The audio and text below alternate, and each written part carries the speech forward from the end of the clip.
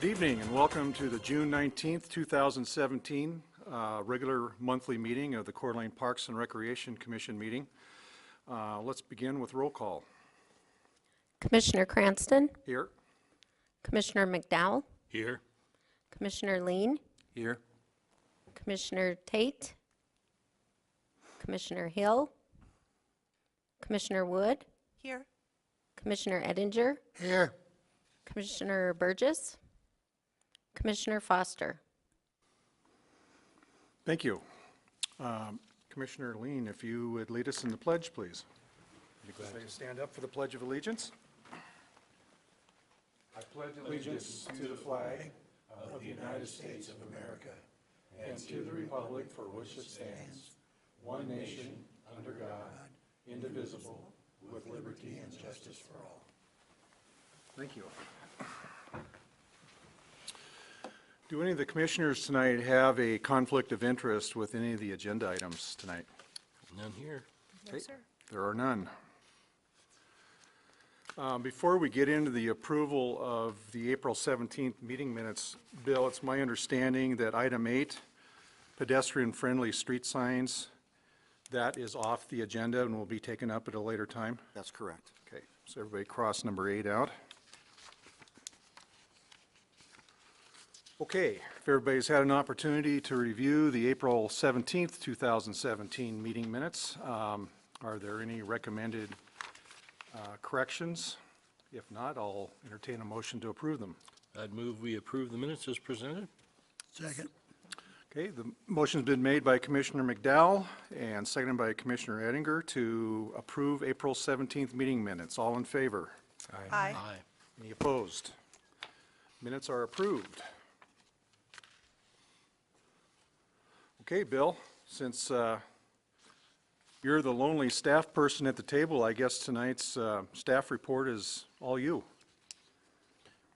Thank you, Commissioner. So you've seen, I think our season is upon us. Town has gotten extremely busy. Ironman moved in today to the museum parking lot.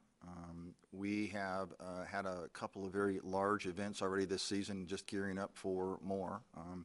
We had a real sportsman last weekend that was going to be televised. It was a bass tournament, and it was targeted for some kids as well.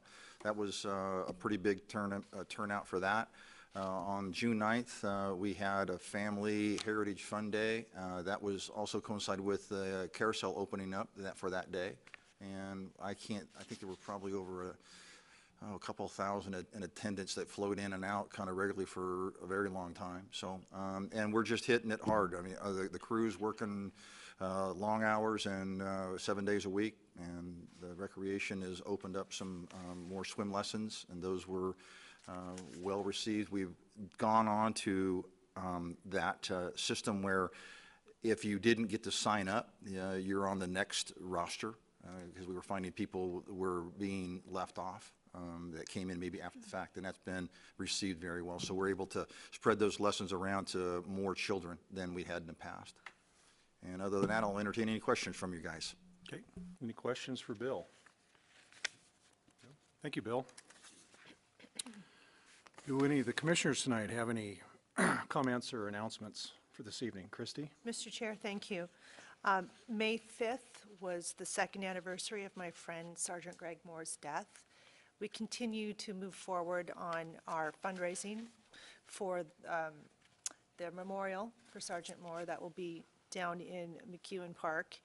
And we're getting closer. We're just about $60,000 away from meeting what we need for phase 1. And we're doing some fundraisers this fall, and I'll announce those at a later date. Okay. Thank you for the update, Christie. Anybody else? I'd like to make a personal announcement at this time.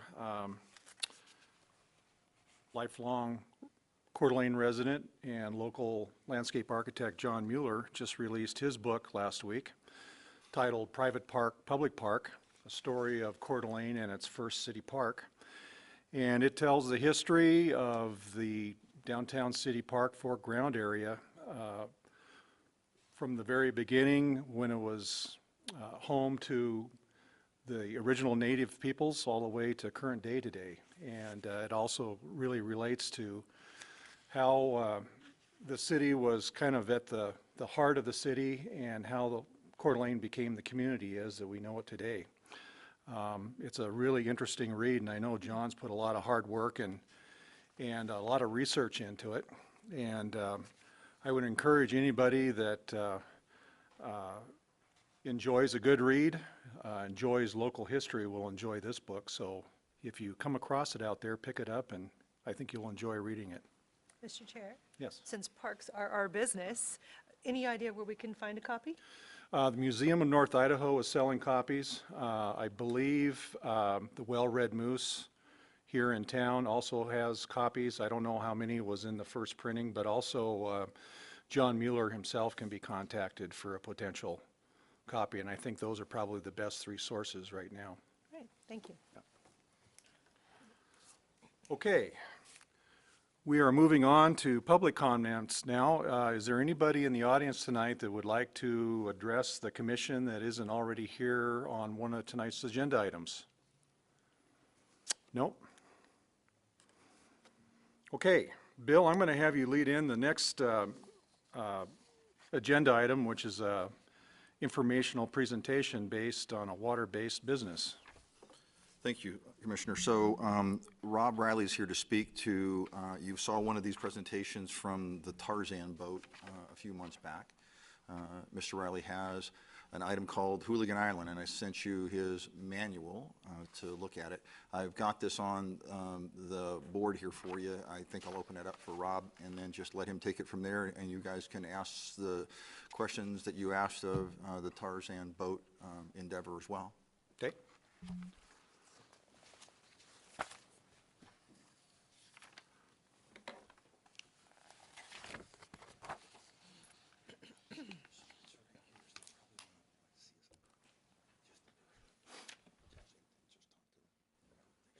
Rob, if you would, you gentlemen, just give us your names and address for the record, and the floor is yours. Definitely. So my name is Rob Riley. My address is 3039 West Bayberry Court, Hayden, Idaho, 83835. My partner, Clint. Clint Cower. My address is 7400 North 16th Street in Dalton Gardens, Idaho, 83815. Thank you. Welcome. Thank you. Thank you. And thank you for the opportunity to present Hooligan Island. I think maybe some of you guys have seen it before. I've heard of it. But Hooligan Island is, as you can see in the picture, a water-based amusement attraction. It is designed to provide another activity for pretty much our clientele, which tends to be teenagers and young adults out on any lake in the U.S. They are designed to be on in U.S. inland waterways, not out in the ocean. We propose putting one here on Coeur d'Alene Lake and operating within the city's jurisdiction is what our hope and goal is.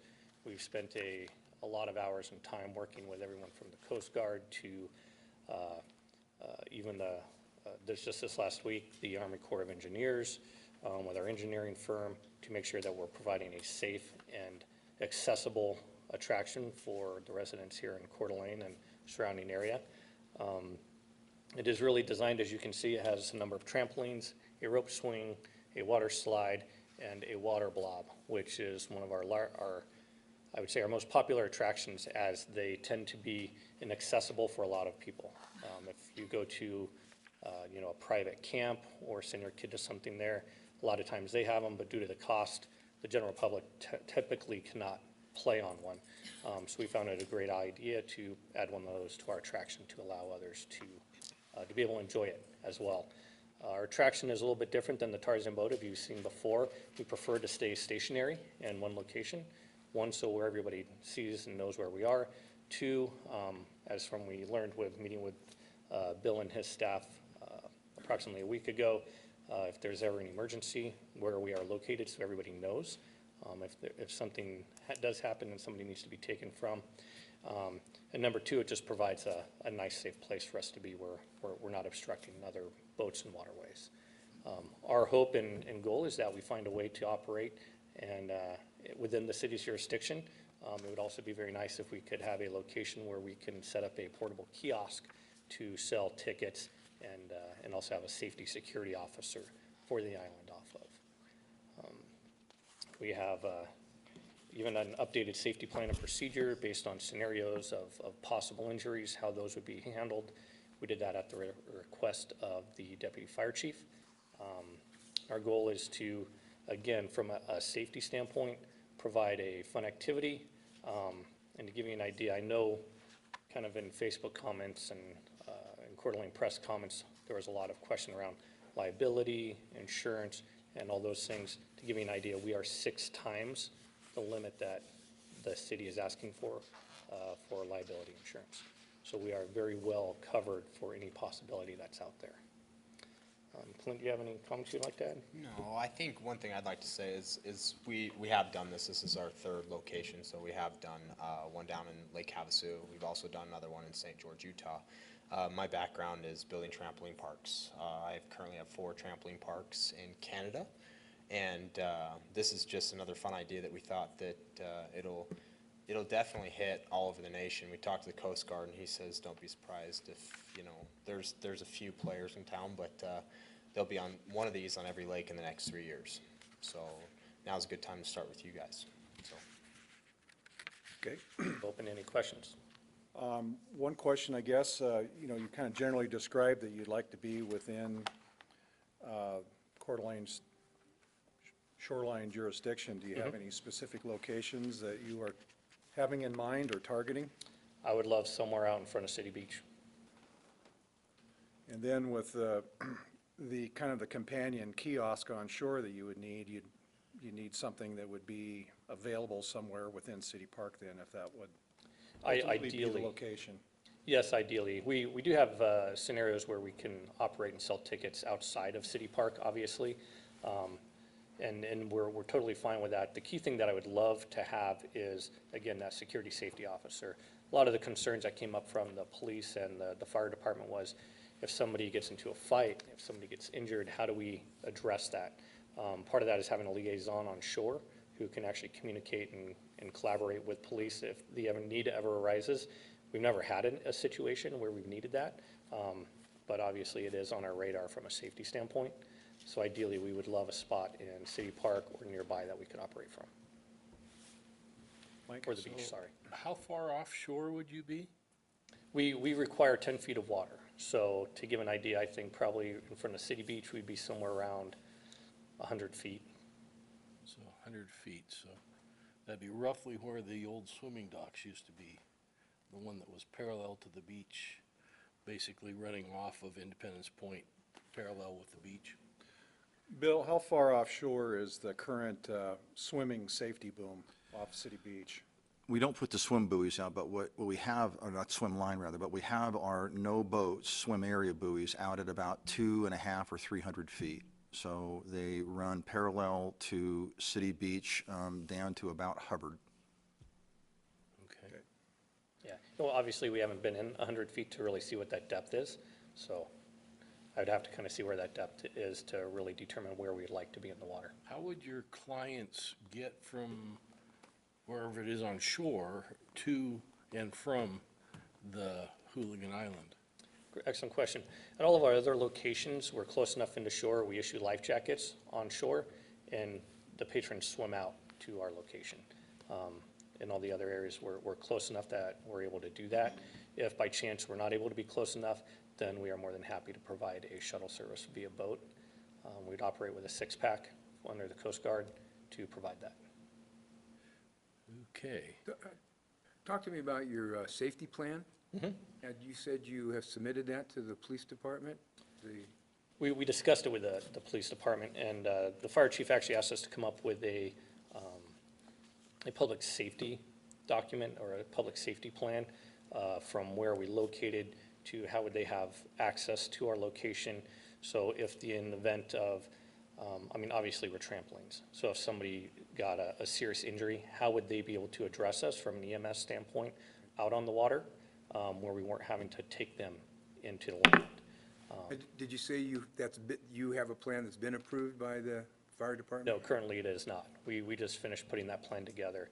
The big issue, I call it an issue, but the uniqueness of our attraction is new for everybody. It's new for the city of Coeur d'Alene, it's new for the fire department, it's new for the Coast Guard. So there's a lot of things where we comply and we fit into a couple of categories, but then there's a lot that we actually don't fit into. So to give an example, for our stability test, they really don't have a procedure to do a stability test on our structure. So they revert back to working with our engineers, finding out, simulations, if this, what would happen. So there's a lot of things, even with the fire safety plan, that we don't really quite fit into of, say, like a general, like an outdoor event, because a lot of those have, how many ushers do you have for every 250 guests? What is the accessibility for the stage, those type of outdoor activities. So we kind of don't fall in line with some of those. So it's kind of a little bit of a back and forth of what does this plan exactly look like to make sure that we're addressing the concerns of the fire department while doing it appropriately for an item that can actually operate. You're kind of touching on a question I was going to ask you. You've met with several other agencies. Have you received comment or feedback back from them? And if so, can you kind of relate what some of their concerns or comments might have been? Agencies around Coeur d'Alene? Well, you had touched base with Coast Guard and Army Corps of Engineers. I assume probably the Department of Lands. Sheriff's Marine Deputy. I mean, what was some of the feedback they gave you when you presented to them? A lot of it has been some cautionary, a lot of instruction, and a lot of ideas of how can we actually make this work. Coast Guard was one of those items where so far we're the only attraction like this who's seeking certified approval from the Coast Guard. And that's a big thing for us. It costs a lot of money, but we plan to be doing this for a long time. And the way that the market is going, again, these are going to just keep showing up on many different lakes across the U.S. So we find it a good investment for us. With the Coast Guard, they gave us a lot of direction of how we could start operating on Coeur d'Alene Lake without or outside of the city's jurisdiction, the best way to do that. They gave us some direction and some suggestions for us to be fully certified of items such as, like, you can see our upper handrail that we have up there. For us to be certified, we have to make sure that our gaps are no more than 4 inches. On the new model that we have, that's already taken care of. Types of anchor lights, that was also a discussion. So we've been able to address those in the latest models. When it comes to the Department of Lands, it was a little bit of what is the jurisdiction with the Department of Lands? According to current Idaho state law today, as long as we are not encroaching upon the seabed or blocking a waterway, we are fine the way that our anchoring system works. Idaho state law does allow us to anchor pretty much almost anywhere in the water, as long as we don't fall under those two areas for an indefinite time. I know that there's some legislation on the books for the state of Idaho that they're trying to come up with a way to put some limits on how long something can be anchored in a location, but currently any public or anybody who owns a vessel could anchor out in the lake for as long as they want and never have to move. So that's been That's a little different than my understanding of that particular rule. I think what you're saying is true for personal watercraft, but I think they've got a slightly different set of rules as they apply to commercial activities. Did you inquire with them as to how that would be accommodated and how that would not infringe on the area of navigability that they're charged with administering? That is correct. As long as it is not blocking a waterway or a boating lane, then it is 100% accessible or allowed. Okay, and they don't have a lease for that? No. It would be different if we were, the way that the anchoring system works is if we are able to be portable and move at any moment, we can do that. If we were asking to sink anchors that were going to stay there with an anchor buoy, that's a different scenario. That would require a permit and a few other things. But with our scenario, we actually don't need that. Who did you talk with the Idaho Department of Lands? It was Jim Brady and Mike Almer.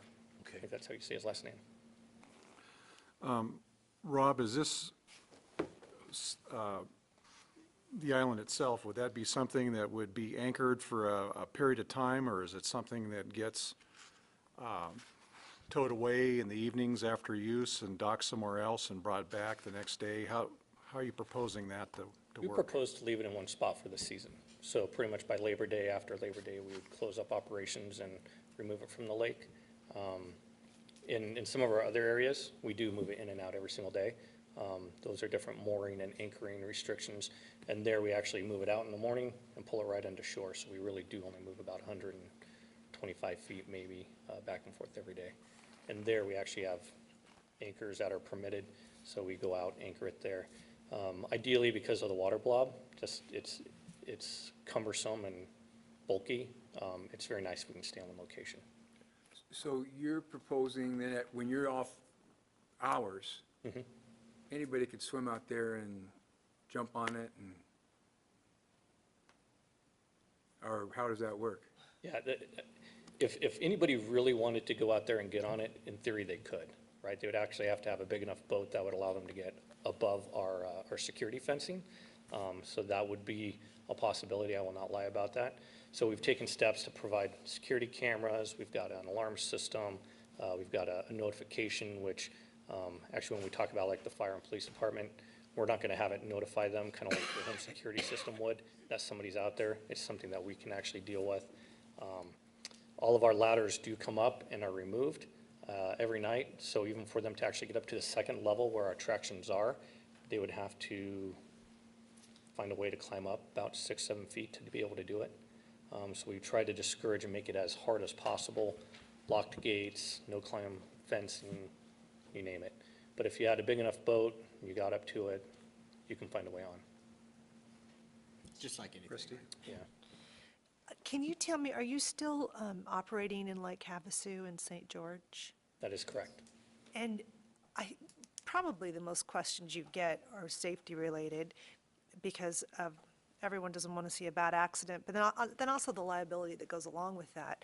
Can you give us an idea of history of accidents, what you've dealt with? So far, we haven't had any. And honestly, the most questions that we have from both of those areas were how do they receive their commission or their part of the money? Okay. As long as we had the required insurance, they were completely fine. So it really became, how do we get our percentage? So to give you an idea, in Utah, they charge, because we work with the state and the Department of Forestry, they require a certain percentage of gross sales every month. That was their big thing. Down in Havasu, I'm trying to figure out what their biggest concern was. Theirs was, in Havasu, we actually have to go in and out every night because they do require, I think it's after 11 o'clock at night, you can be moored and not anchored, and vice versa. Then by 6 a.m., you can now be out anchored and not moored. And that's partially because of where it's at. If you've ever been to Lake Havasu, there's the channel, because it comes right out of Linden Bridge. We're right as soon as you come out of the channel. Obviously, outside of the boating lane, that was probably the only other concern, but it was deeper water than we wanted to be in there anyways. I see, okay. Yeah, I will say though, I mean, our biggest accident is maybe probably like a stub toe, where people are just climbing up the ladders really fast, and we give them a Band-Aid from our lifeguards. Okay. I've got a couple more questions, and these are probably going to be directed to you, Bill. This is about the third or the fourth offshore-based water activity that has been presented to us. Is that right? That's correct. Okay. And it kind of started, this has all been fairly recent, it's all started the discussion on how if we want to propose creating a new commercial activity in the process that the city has to go through. Can you kind of outline that a little bit, just to kind of refresh our memory? So the 4 that we've had come forward, one was the Tarzan boat. I had spoken with a lady, and I got this lady, I've forgotten her name now, confused with these gentlemen. I had her on the docket because they were looking to put the Treasure Island fun float something or other at Corbin Point. And I had a call from one of your guys' partners, and I had told them that they were already on the docket for Tubbs Hill. And it turned out it was the wrong company. They were 2 separate companies. This lady wanted to have, they were about 12 or 15 different elements that you would swim or jump or hop or bounce from each one of these things, and they would be anchored independently. She did not show up to that meeting. About a year ago, I had been contacted by a gentleman that had a hoverboard, and he was looking for a very similar idea where he had something that was attached to a jet ski that I guess this thing is propelled by water, and you hover around the surface of the water. He wanted to be here, the same location these gentlemen were talking about. And then, of course, we had the Tarzan boat. So we've had a bunch of requests. In order for us to even consider this, you guys would have to approve the idea of even a commercial activity, first of all. And we'd have to dial in what that commercial activity might be. So it's going to be a water-based business of some sort. Well, it can't be boards or kayaks. That's going to conflict with an existing commercial vendor that we have on our commercial docks now. So we'd have crafted in a way that it would encompass water-based businesses. Whether these gentlemen were the ones that actually got the bid is to be seen, if in fact you choose to even open this up for discussion, to have a commercial activity on City Beach. Once that's done, if in fact that goes forward, the commercial activity would have to have some sort of restriction on that. It would have to comply with all other BLM, Department of Lands, whoever it is, those jurisdictions, the counties, needs, whatever, where it has to comply with that. So let's say the bid was awarded to somebody and they couldn't comply with all of those other things that are being asked of them from other agencies. They would then lose the bid. Again, in fact, if you guys think it's a good idea to have another commercial venture on City Beach, that's entirely up to you guys.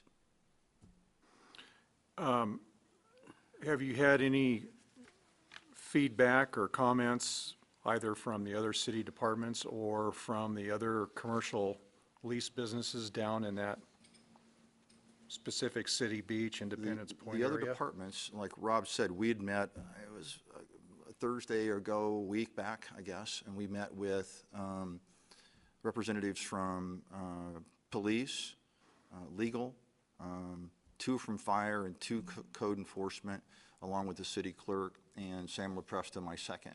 And we spent about an hour together.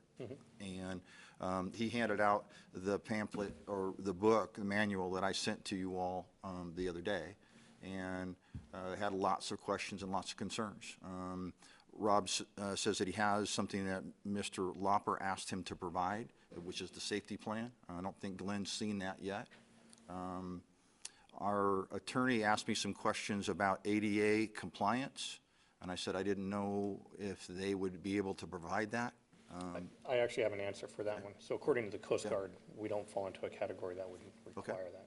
So that was brought up by our legal staff. So we went away from that. Police were really concerned because they don't have a boat. If there's some sort of ruckus that they have to deal with, they would not be able to help and have to wait for the Marine Division of the sheriffs to come out, the county, to help with that. Or send Christie out. Or send Christie, who I'm a used to be a strong Marine swimmer. deputy. I'm a strong swimmer, everybody knows that, right? So, Scott, I guess just following on that, Bill, I mean, you've done a very thorough job in your presentation for what you've covered, but there's a lot of ground yet that really has not been fully addressed, I guess.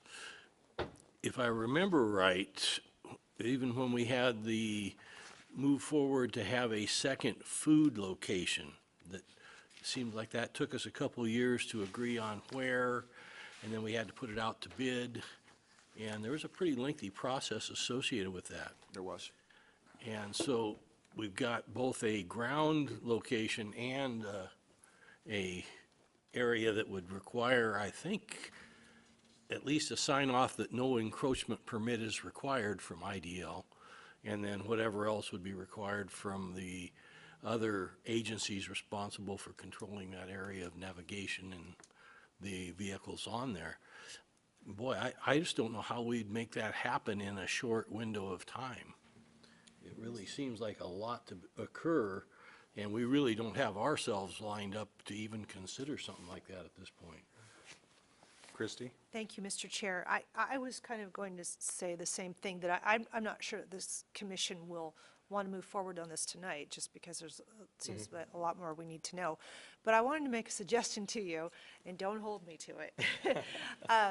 I'm on the Board of Trustees at NIC, and you might consider contacting the ASNIC, our Associated Student Body, and talking to ASNIC and the college about the beach that we own, and, you know, there's a recreational area there with the volleyball courts. And it would, I guess if you're going to put it somewhere, and I don't know, the board might be just as concerned about safety and liability issues, I don't know. But I you hope have they done would a be. nice, you've done a nice job. But it would be out of that mix of that city beach, but still a highly used area. So it's just a suggestion, you might want to pursue something like that. And we've actually tried that, so we've made numerous attempts to make contact there, and we've never got a call back. Well, I can help you with that. We definitely appreciate the help, and obviously, we understand that this is gonna be a process. I mean, by no means do we expect to walk out of here tonight and, you know, we have a spot approved, and, you know, if I was to say, if I was able to get my happiest day today would be, hey, we could find a spot for you in the water, just you can't have anything on shore, we can work with that. Currently, as it sits, our plans are still to move forward for the island to end up on Coeur d'Alene Lake, but it would be outside the city's jurisdiction and following under the Coast Guard rules. And we've spoken to the Sheriff's Department about that. So our plan, quite honestly, just so you know, is we'll probably be out there in the next week and a half. But additionally, our goal is to be in closer. And there's a couple of reasons why, right? And the Department of Lands brought this up as a concern, was if we're outside of the city's jurisdiction, the city doesn't make any money from us doing business on the lake. And we are not opposed by any means for the city to make money off of our business. We are for that. You know, we don't have any problem doing that. But at the same time, we're also entrepreneurs. So we have an item, we have an ability, so we will find a way to still do operations this summer. But we, by all means, would love to put in front of NIC off that beach. I think would be a great location. And there's obviously multiple locations that this could do well at. City Beach, obviously, we believe would be the best because it makes it very easy for our patrons to access and to come off. But thank you for the input, and I would love your help on that. Okay.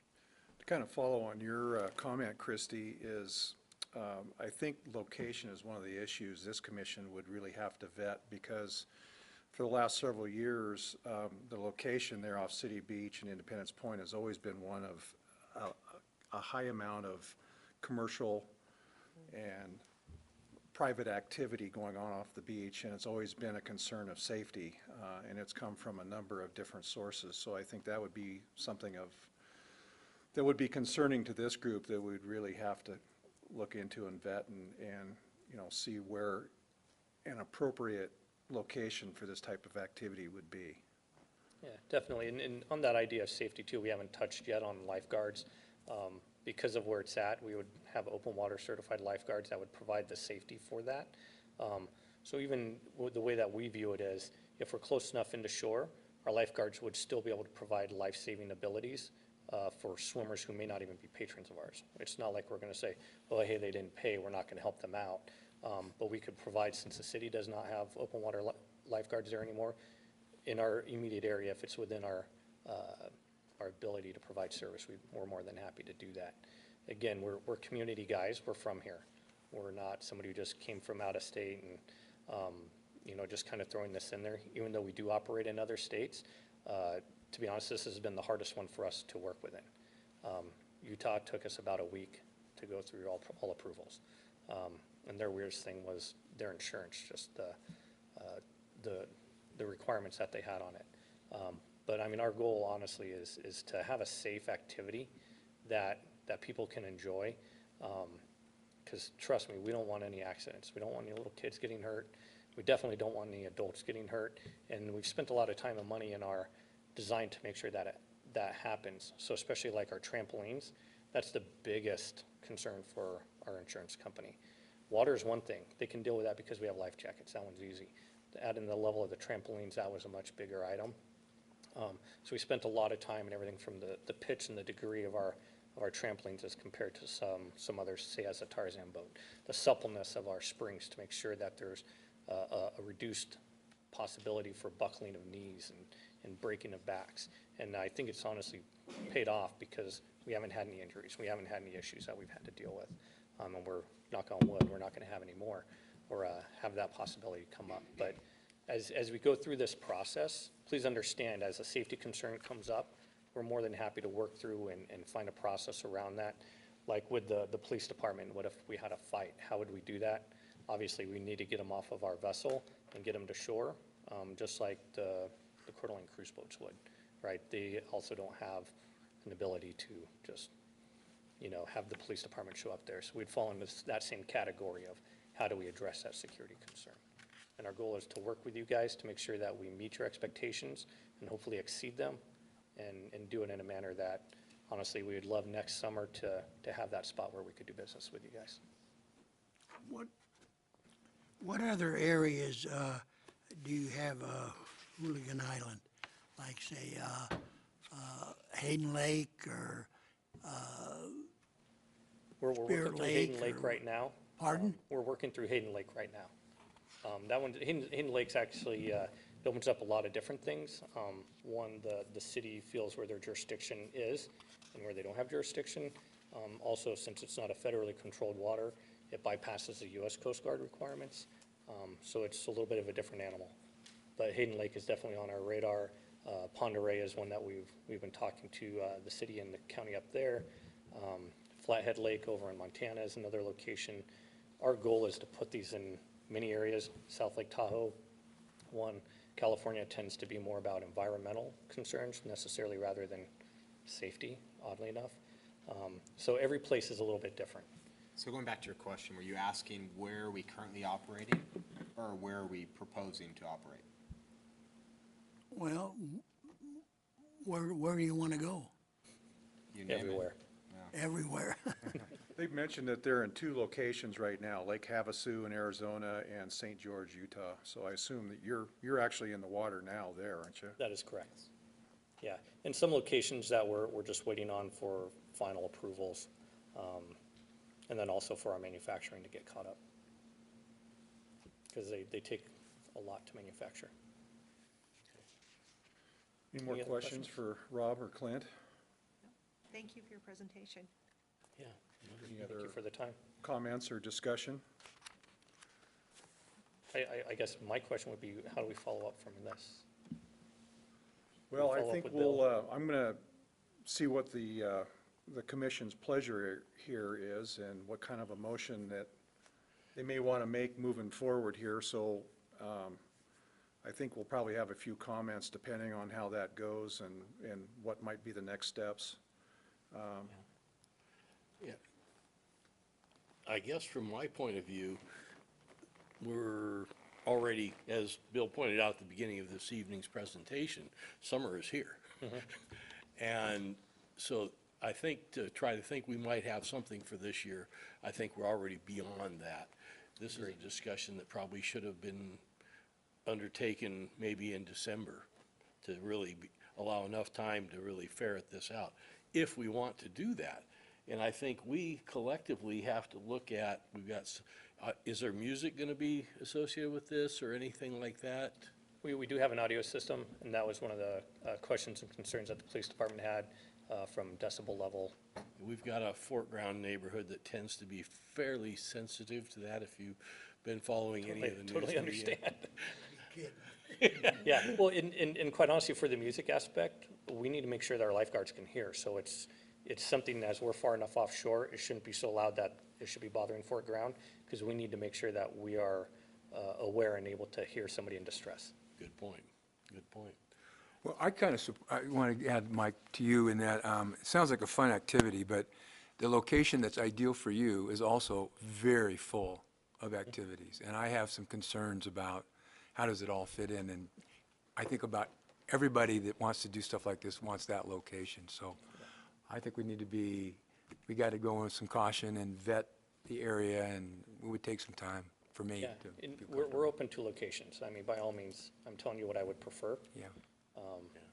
Again, we want to do business within the city, so if if the city had a recommendation for another location, we sit down and talk about it. I think Christie had a good one for you. Well, I don't know if they'll, Yeah. hopefully they'll be open to it. But, Mr. Chair, I would just suggest, and by all means, I want you to succeed, and I think you've done a nice job. But I would suggest for the commission tonight, I would make a motion that we're not ready to proceed at this time. And doesn't mean we'll never talk to you again. Just right now, we're not ready. If you made such a motion, do you want to give any direction to staff to start putting information together, or? I don't know about that, but what I would like to see, since you're going to open anyway, farther out, I'd like us to maybe have a report on how you're doing outside of the city limits. So financials, security, safety. Just kind of this, yeah, Whole picture. yeah.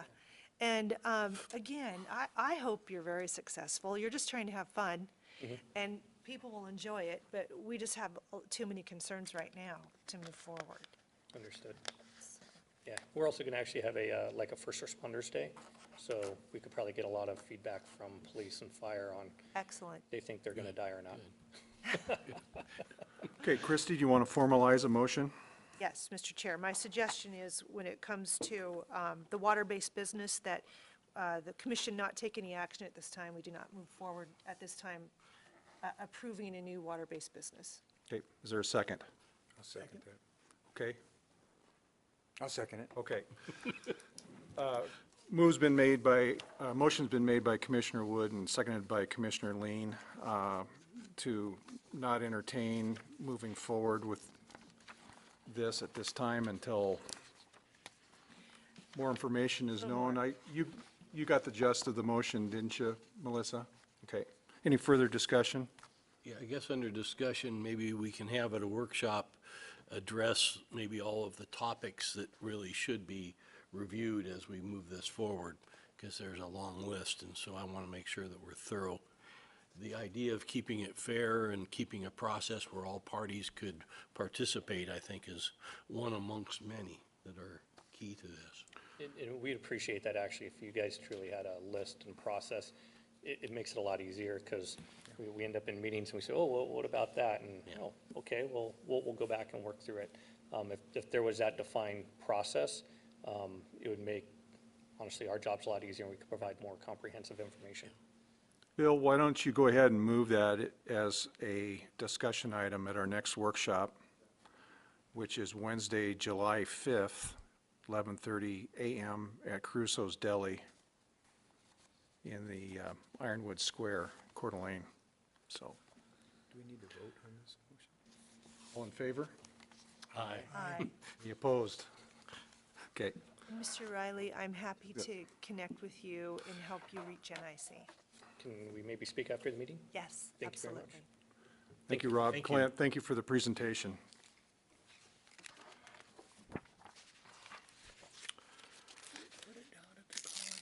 Okay.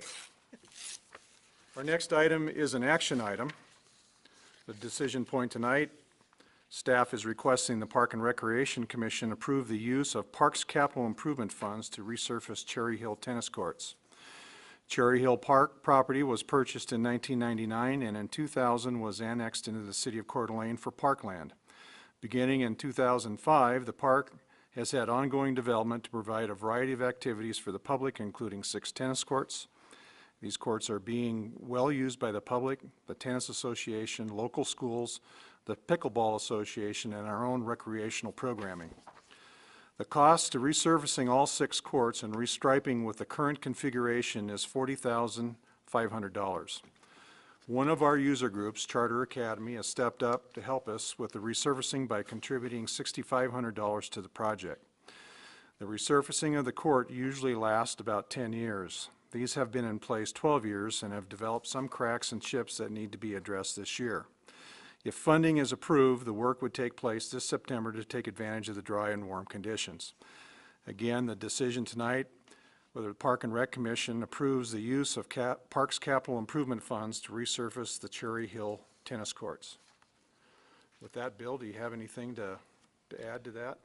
Only reason it was, again, in the staff report, it's critical this time of year. There's some spalling and cracking that we'd like to address before it gets water in it and freezes. And so it's just, we weren't really, I was thinking about doing it for next year, but we started looking at the courts a little more closely. And it just, we have the capital there under miscellaneous revenues, and so it would be the same pot that we'd be taking from next year. It's just advantageous to do it this summer.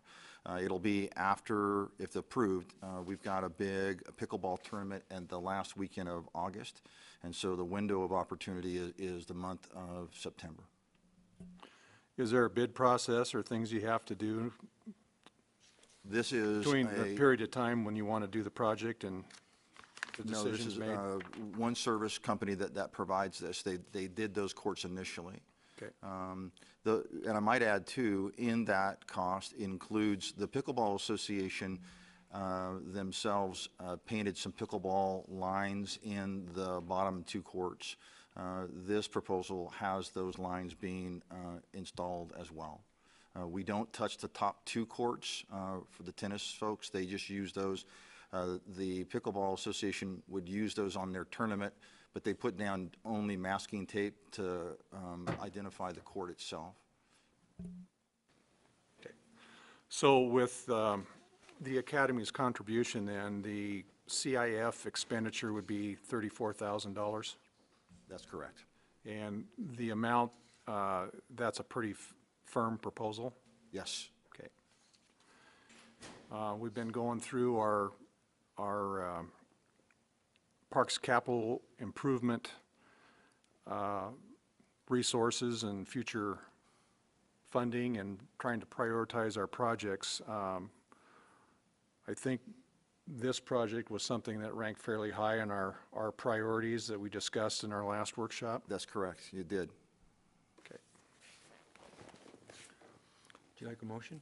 Yeah, if there's any questions or further comment, I'll entertain a motion. Ron?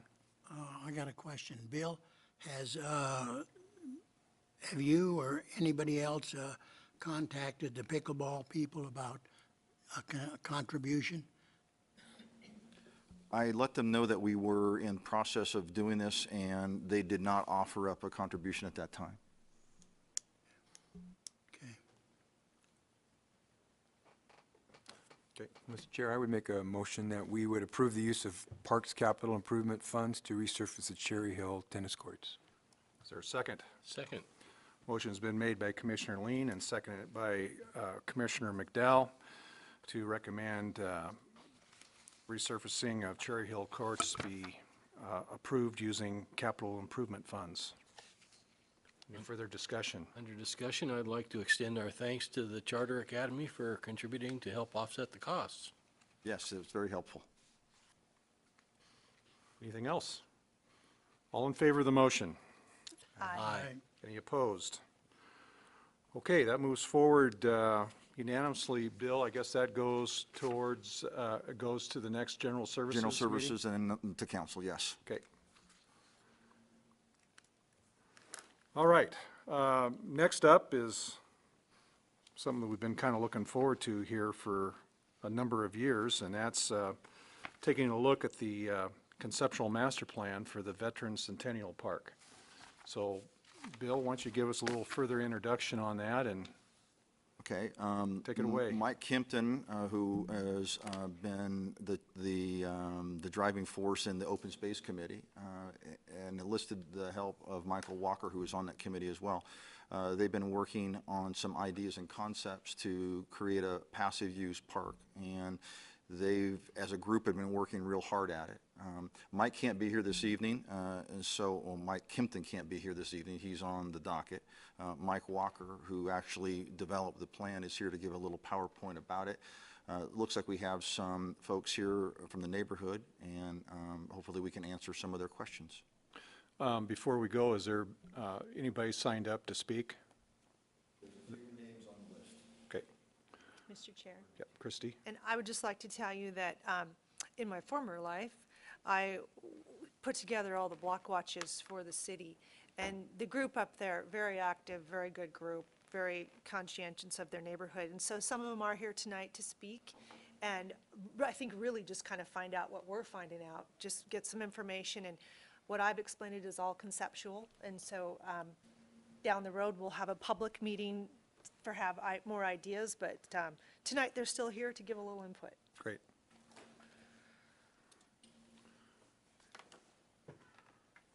Well, Mike, come on up. The floor is yours. Thank you. So, like Bill kind of introduced, as a member of your ad hoc committee, the Natural Open Space, this property's been kind of under our charge, indirectly and directly. We were charged with putting together a management plan for all the natural open spaces that the city currently has, and this fell under that umbrella, this property. The property was originally donated to the city back in 99? Yep. And the city really, it's kind of taken a back burner to some of the other projects. And so as a member of the Natural Open Space, we felt that we needed to kind of push some ideas forward and put together a conceptual master plan. I donated my professional services in effort to help the cause. And so we put together this conceptual plan that has a lot of the ideas that were kind of thrown out in our group. We hope that your commission kind of echoes that these are all good ideas. And with that said, I'll kind of go through it and we can, answer any questions. So if you're not familiar with where the site is, it's located up on Fernan Hill Road. Lake Fernan is down in this area. I-90 runs right through here. The parcel is located in this area. This is the conceptual master plan that we put together.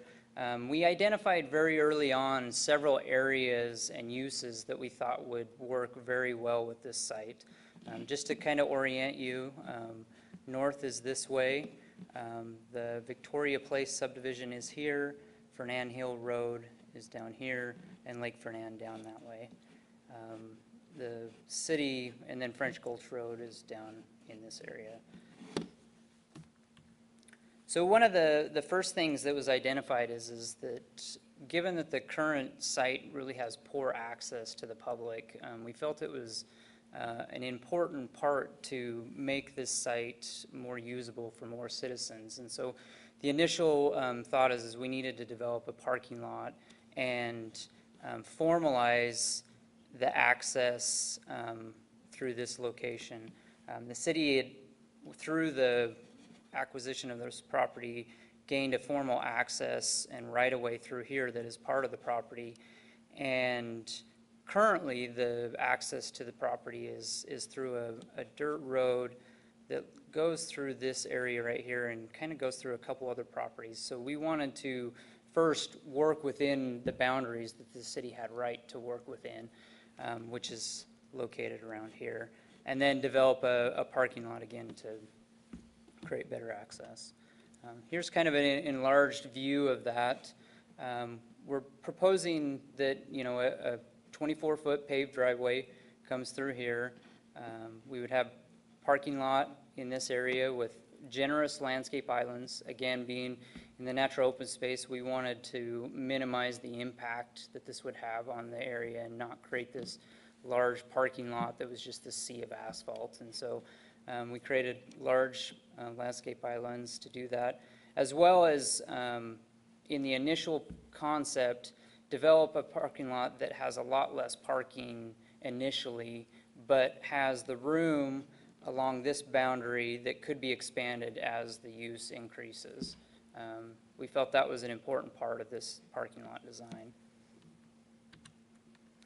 Kind of the character of the parking lot, again, trying to, create more of a natural environment. We wanted large landscape islands with trees, that would help shade the parking lot, eliminate a lot of the heat island effect that you see in parking lots, and also create more of a screen buffer for the neighbors.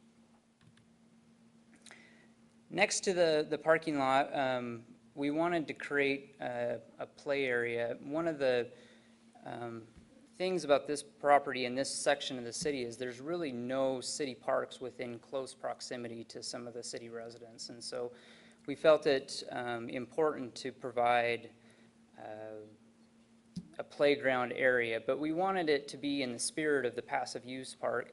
And so we designed a playground, or are suggesting that a playground be constructed in a manner that is more of a natural setting, that doesn't have a similar McEwen playground structure or playground structure that you'd see in the schools that have a lot of primary colors and kind of stand out like a sore thumb. We wanted something that was more embedded into the natural environment and has a lot of wood elements and uses a lot of natural terrain to create that character of the playground. The next area, obviously, anytime you develop a park, we need to provide some basic amenities. The first being restrooms. I'm recommending, because of lack of city sewer and some of the city services that are in that area, that we do a vault toilet. These would be similar characters. You've seen them in the Forest Service uses these a lot, as well as I understand some of your existing parks have these.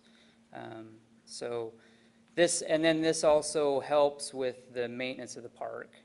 There isn't, city sewer fees and stuff that are attached to this because we're independent from the city services.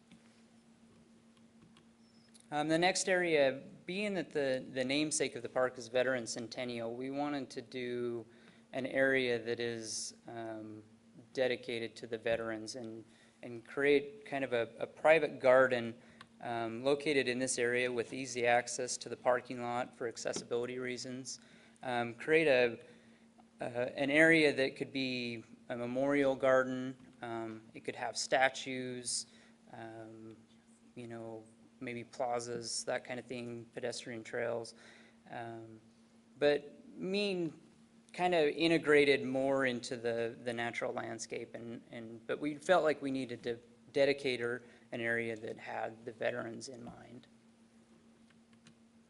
The next area, again, providing basic amenities. We provided a 30 by 30 pavilion right off the playground structure, again, to allow user groups to come up and use the park, increase the accessibility to the park.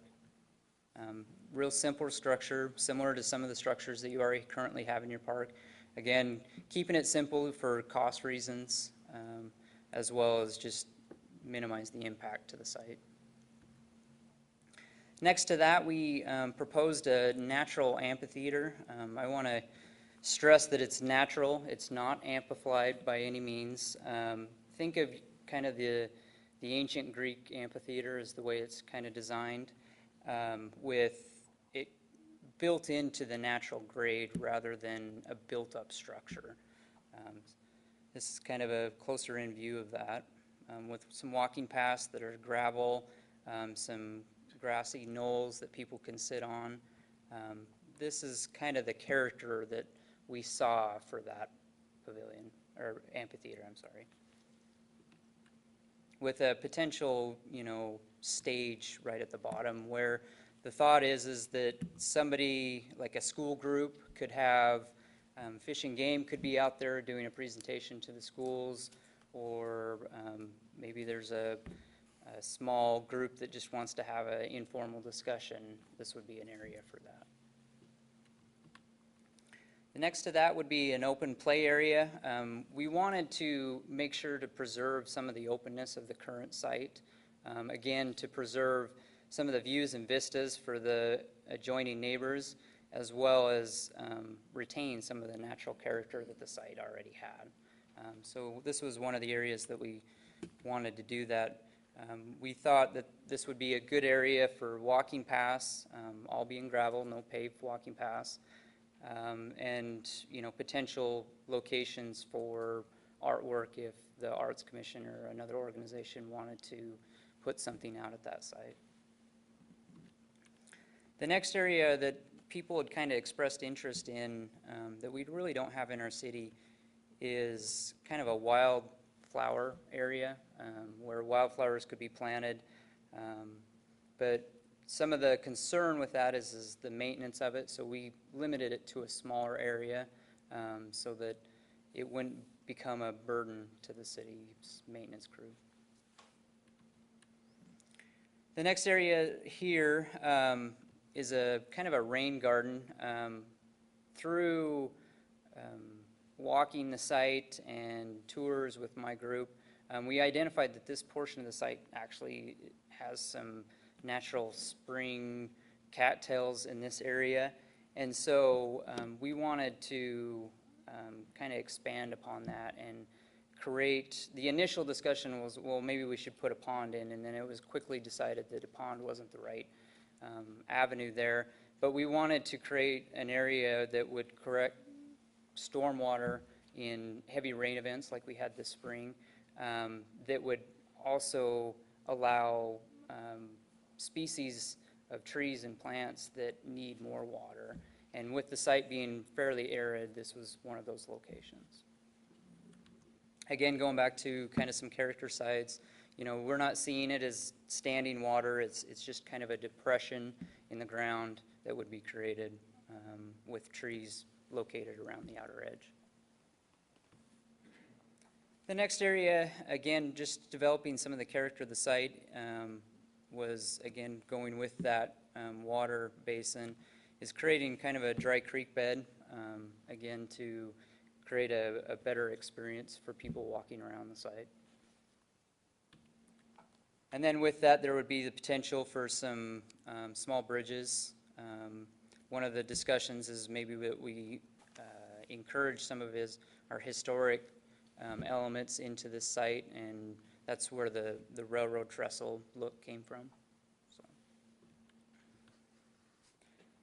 And then one of the final areas is the existing natural forest. We didn't really want to do too much to this portion of the site other than make it more safe.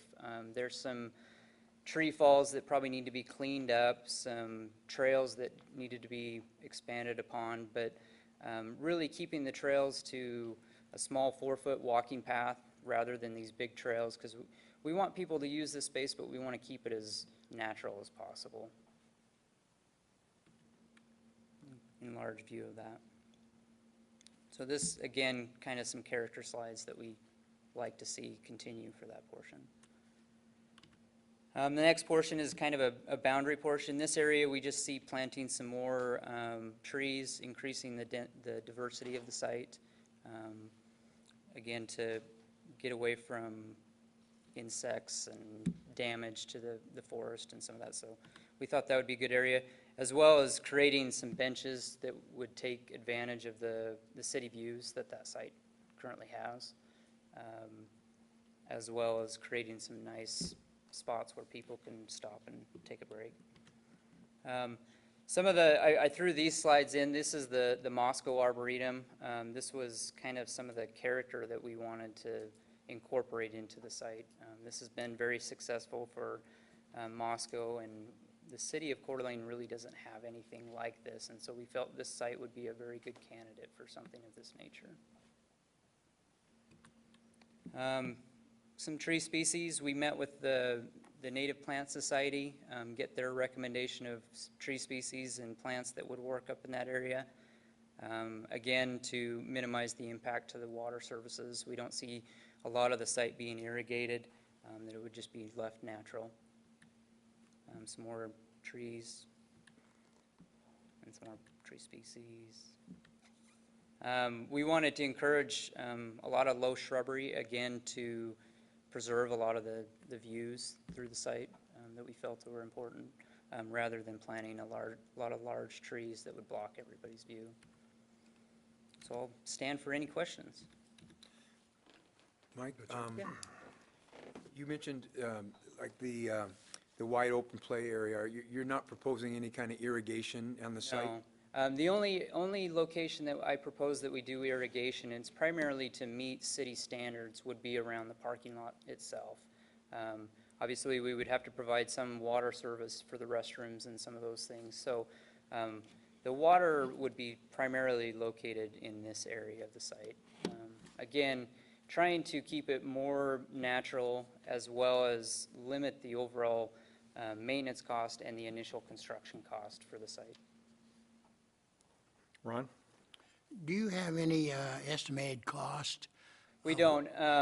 This was really an effort to kind of put together more of a master plan for the site so that if there was, because unless the city council deems it a priority, we didn't feel that the city would have the funds to construct the site in one shot. And so the next avenue was maybe that this park is developed on a volunteer basis. And so then that led to the question, well, if it's volunteer and it's going to be done over several periods of years, that we needed a master plan so that trees weren't planted in the wrong spot and needed to be moved later on, trails weren't built where they shouldn't be built, and so on. So there really isn't any funding that has been set aside for this, and we're not really at this point asking for any funding. We're just asking that the park concept be adopted so that we can kind of move forward to the next step as a city. Well, Mike, I just want to thank you for all your time, effort, and talent you've given to the project. I think this is a heck of a beginning. Mr. Chair, Christie? I see that it's clearly just a concept, no funds attached to it. Bill, is it with the gift, is it mandatory that it has to be developed, or can it just be left the way it is? When the Van Lukens gave it to us, it was identified as a park. But there were stipulations in what that park would be. And one of the things that they did not want was an active use park. And this actually is, I think, what they had envisioned, being a passive use park. Active is a ball field.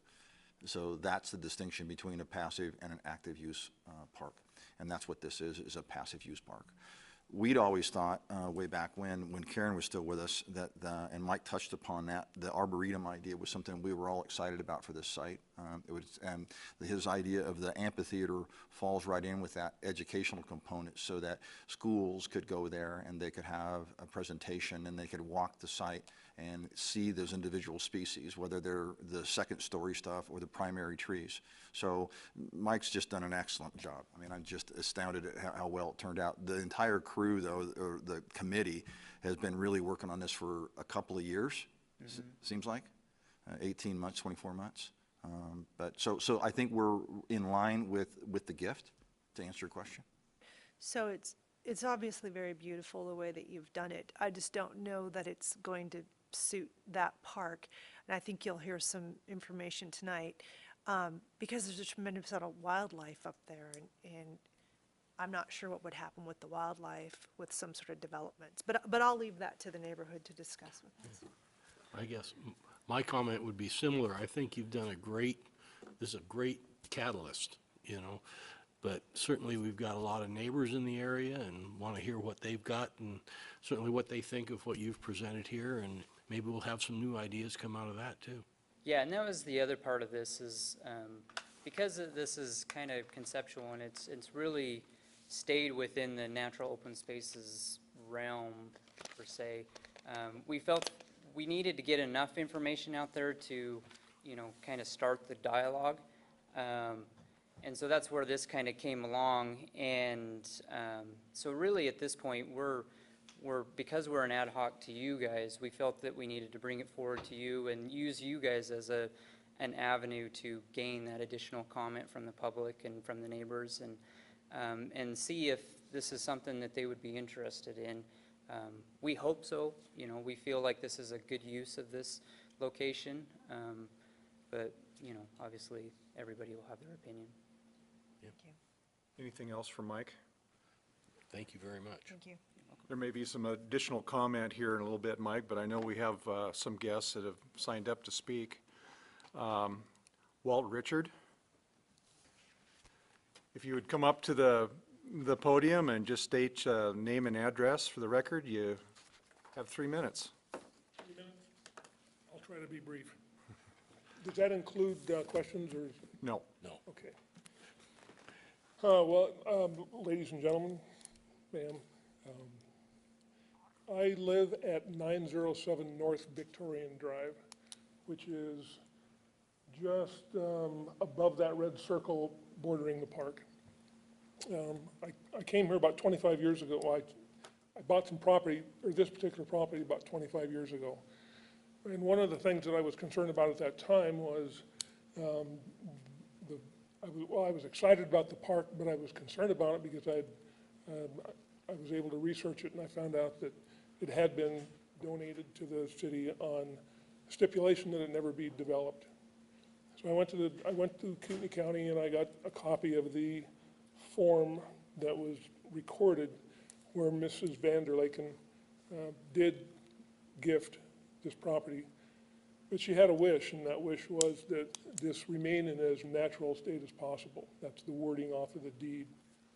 So this was a beautiful presentation. I'm very impressed with all the work they put in, but I'm here representing many people in the neighborhood. In our particular neighborhood on Victorian Balcony area, there's about 50 homes. And for 25 years, we've enjoyed the park.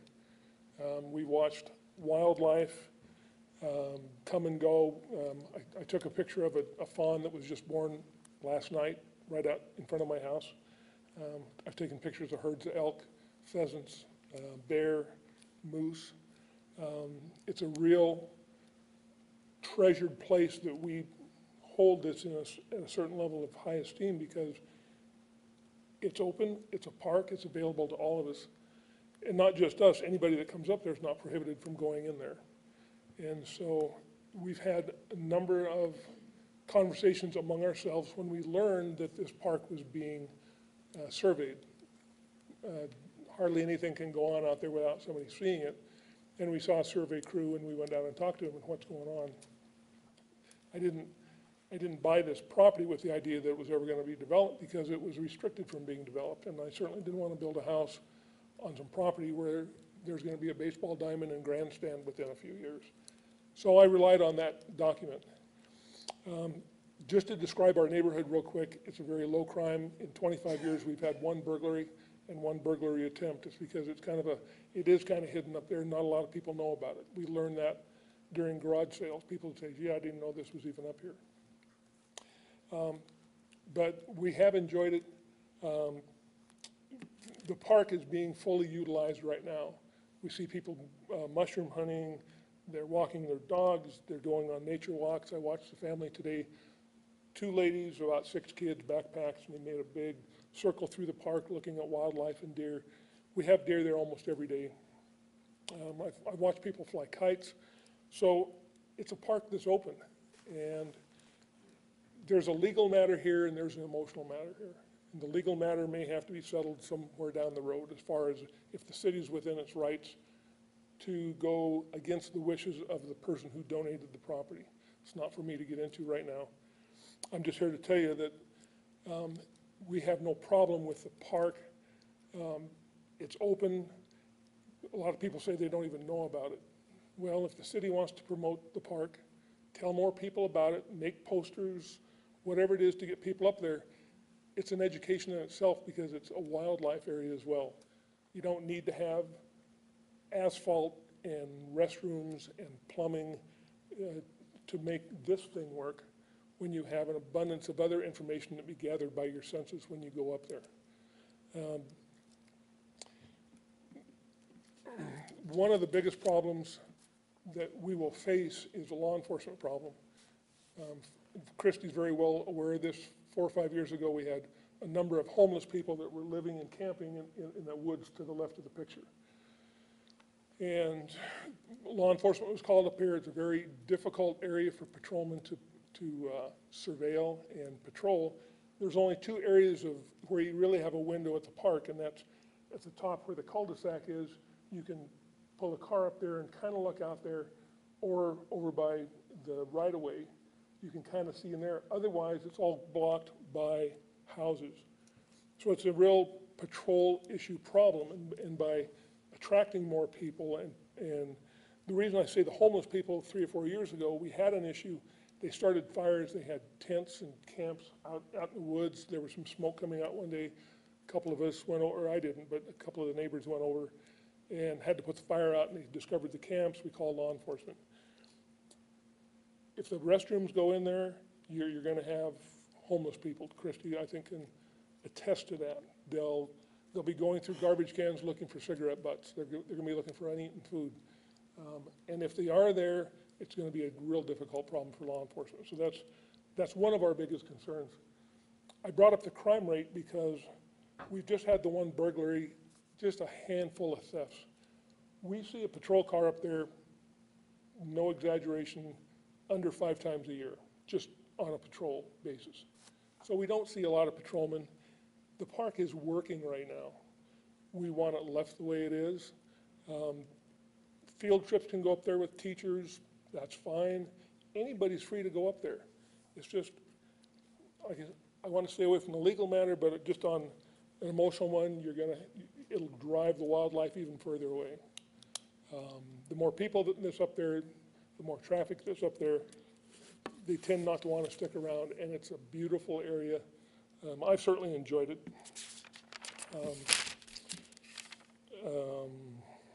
In the tax dollars, I suppose you hear that argument a lot. The amount of money in tax dollars that's going to go into this would be much better suited fixing potholes, buying new snow plows, whatever.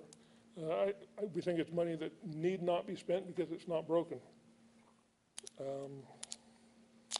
I do want to correct one thing. Where this gentleman, Mike, he was talking about some cattails and some wetland. Well, I told this to Christie the other night. There is no wetlands up there. When I built my house, I put a French drain in around my house. And the French drain comes out to my property edge and just kind of flows out into the water. I went down to Fernand Lake and went down to Fernand Lake and I dug up 6 or 7 cattails, and I planted them there because cattails survive on water. Well, they started getting too big, and I put a retaining wall behind my house, and I moved the water maybe 15, 20 feet. Well, all the cattails that had been surviving died, and now we have a few more growing up there. And I know I'm running long, but I'll get to the questions just real quick. Anyway, it's not a spring. It's just the ground. It's the water that I collect around my house that I put out there.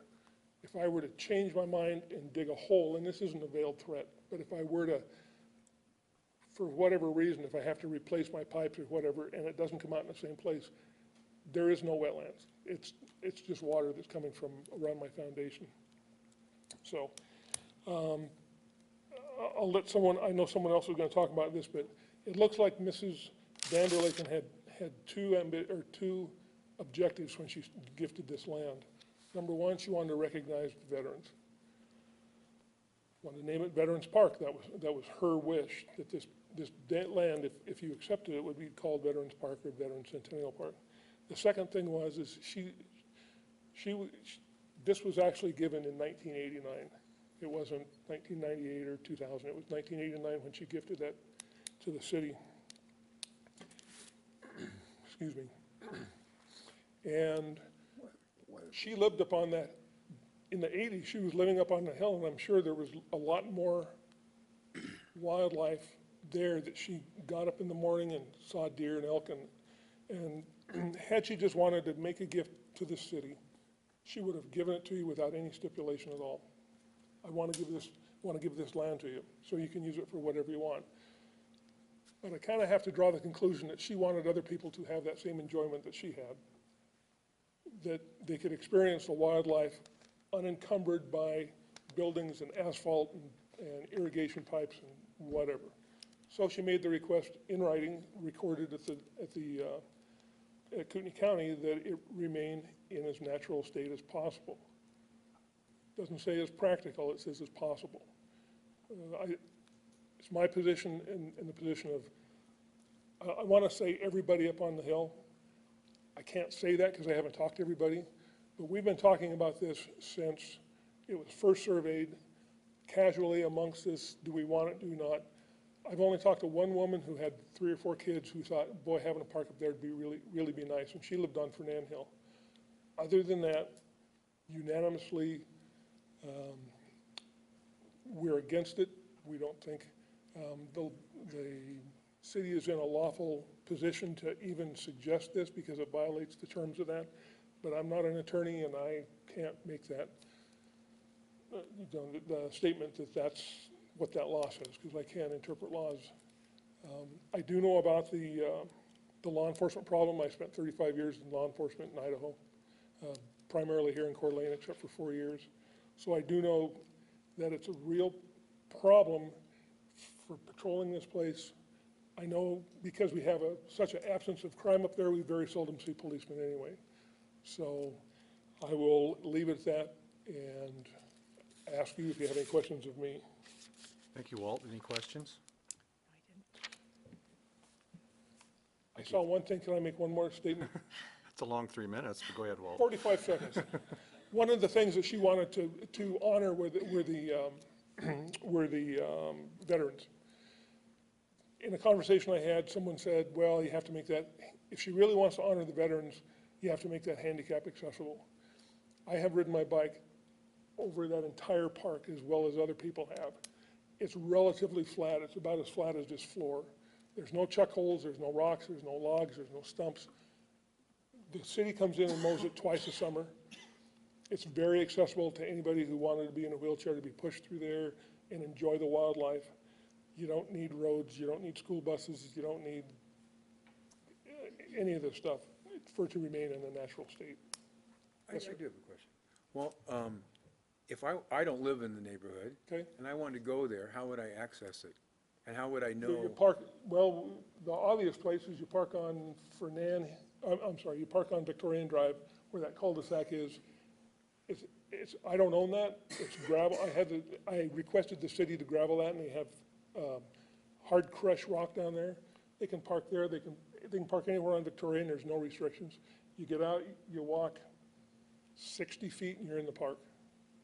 So there is parking available, not to the extent that this is, but again, the more building and construction goes on, the less there's going to be to see. Well, I should know the answer to this, but is there any signage up there that says it's a park? Yes, on both at the cul-de-sac, just a little ways out, there's a sign that says Veteran Park. There's a rock on the south side that if you were to drive in that right away, it's right there on the corner. It says Veterans Park. We're not against promoting it. We would like more people to come up and enjoy it. It's been terrific. I raised my kids up there, and traffic's not a big issue up there because Victorian's a dead-end street. Yeah, we're a little unhappy if it brings more cars in because we're used to not hardly seeing any traffic except for UPS and FedEx and the neighbors, which has been a real good thing for crime because we recognize he doesn't fit here. Who's he? You know, so we can kind of see that. So we are very comfortable up there. We're very secure. And the only thing that if this were to go ahead, and I'm only saying if, and it's legal, we would ask you to consider replacing those trails other than right behind our houses.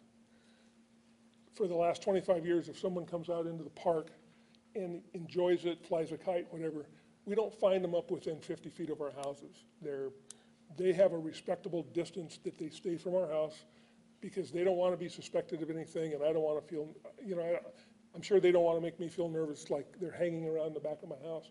Those trails, the property line is 25 feet from my back door. If there's a trail 10 feet in or 15 feet in, it puts somebody in a position where he thinks he has a right to be, but it makes me really uncomfortable that he's that close to my property where he can, if he sees something in an opportunity crime, he decides to take it with him.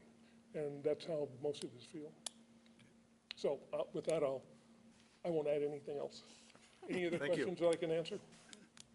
That it? None right now. Thank you for letting me go over. Bill, what's the extent of the park department's maintenance up there on a yearly basis now? Currently, we mow that field several times a year, just with a rough cut mower.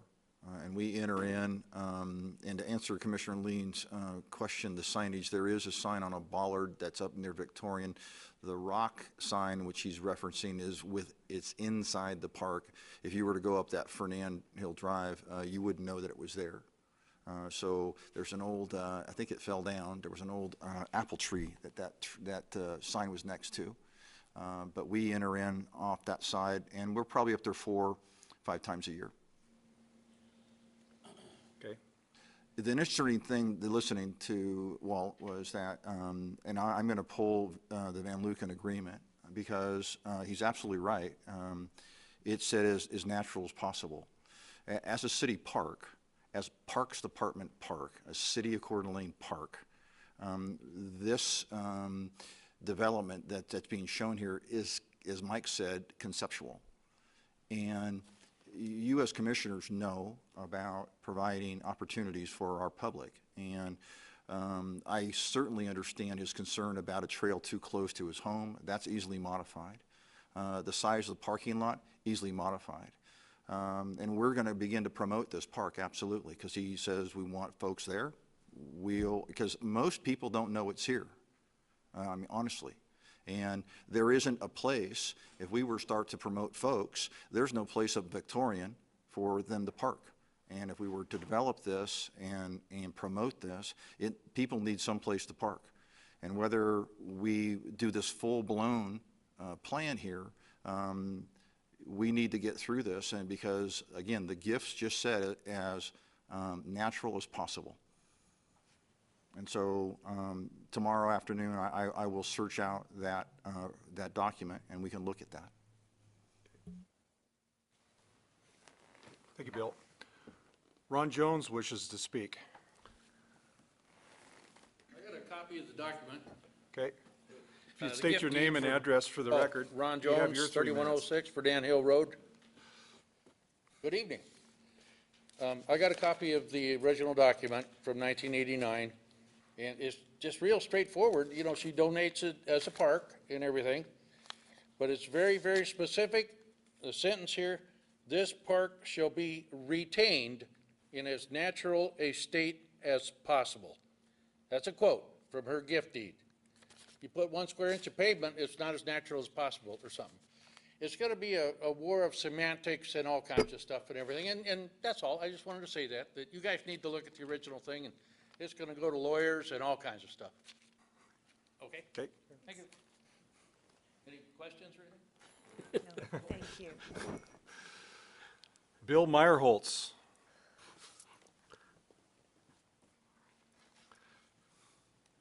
Hopefully I pronounced your name correctly. You did it perfect. Thank you. Thanks for taking my comments. Bill Meyerholtz, 921 Victorian Drive. My property also borders the edge of the park, and I just wanted to say that the park is not very well known, and I agree with that. But to get there, you have to have that as your destination, because when you come up Fernand Hill Road, that whole road just circles around and comes back out French Gulch. It's just a loop back in there. So you're not going to anywhere when you go up that hill. You're just going up the hill. So if you want to go to that park, that's where you're headed to go. And I agree with the things that have been said. The wildlife that's there, you know, very enjoyable. I hope more people take advantage of seeing that. People are welcome to come up there. It's not an easy place to get to. If you've ever gone up Fernand Hill Road, particularly on a bicycle, it's not so much fun, but it is accessible. People can get there. I would say that I'm encouraged by the work that's been done in terms of, and the words I've heard that say we want this to be, you know, low impact and natural, and I agree with that. And I'd like to say that I think open green space, undeveloped, plays a very important role in places in our city.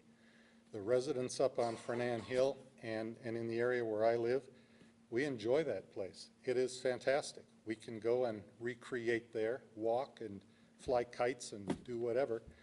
And it's very nice to have that open, undeveloped green space. I did notice on the master plan that there's an interest in having different species of trees and different things that could be identified and developed. And I would say that the vistas there, up on that hill, from my house, I have somewhat of a view, used to be able to see more. Some of the trees have grown up. When you're down on the surface of the ground, you don't have great vistas. And if I heard right, with the trees around a parking lot and the trees that they would like to plant, you will have less of a vista. In fact, you won't have much vista at all. The most you're going to get is with the open ground that you have now. Lovely view. I would hate to see it restricted further. And so perhaps there needs to be some more promotion of this park, the fact that it does exist. But changing it in the way that I've heard sounds, I have not heard a compelling argument yet in the presentation that says that this park would be more valuable to people with the development that's been proposed than what it is right now. Thank you. If there are any questions, I'll try to answer. Questions for Bill? Thank you. Thank you. Thank you. Pete Erblund.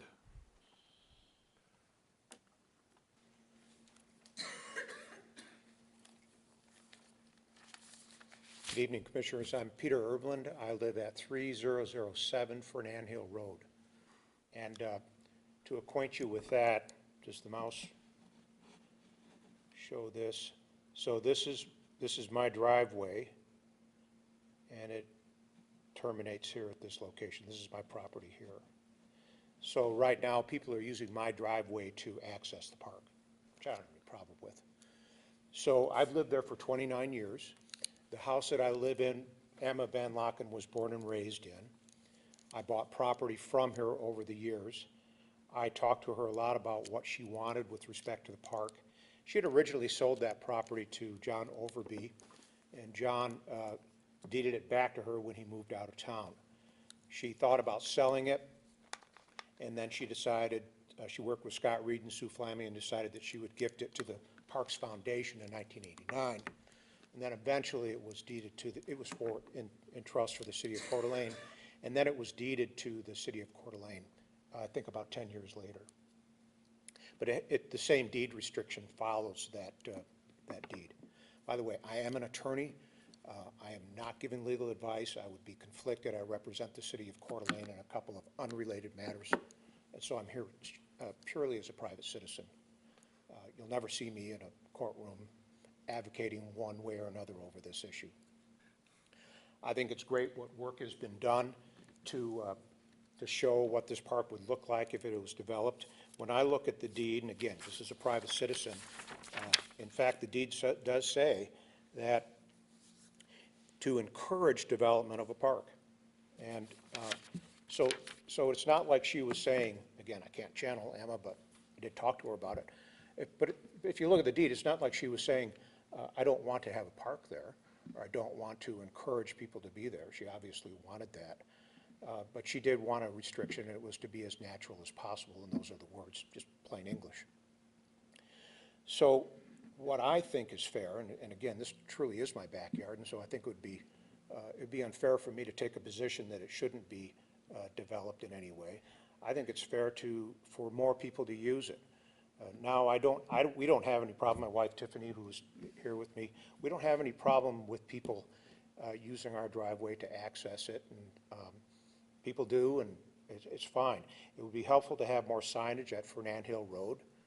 That property, as it abuts Fernand Hill Road, right here, does not belong to me. That belongs to Dane and Judy Hanna. You may know those folks. They live over in this area, and I have an easement across their property to where it gets onto my property right about here. So you'd have to work with them to see about placing signage at the entrance, but as far as using our driveway, we don't have any problem with that. I did want to tell you, if I've got time, that I personally am grateful it's not a subdivision. I'm glad it's a park. That was a tremendous gift, and I think that more people in the city should have access to it and should use it. I walked the field with Emma.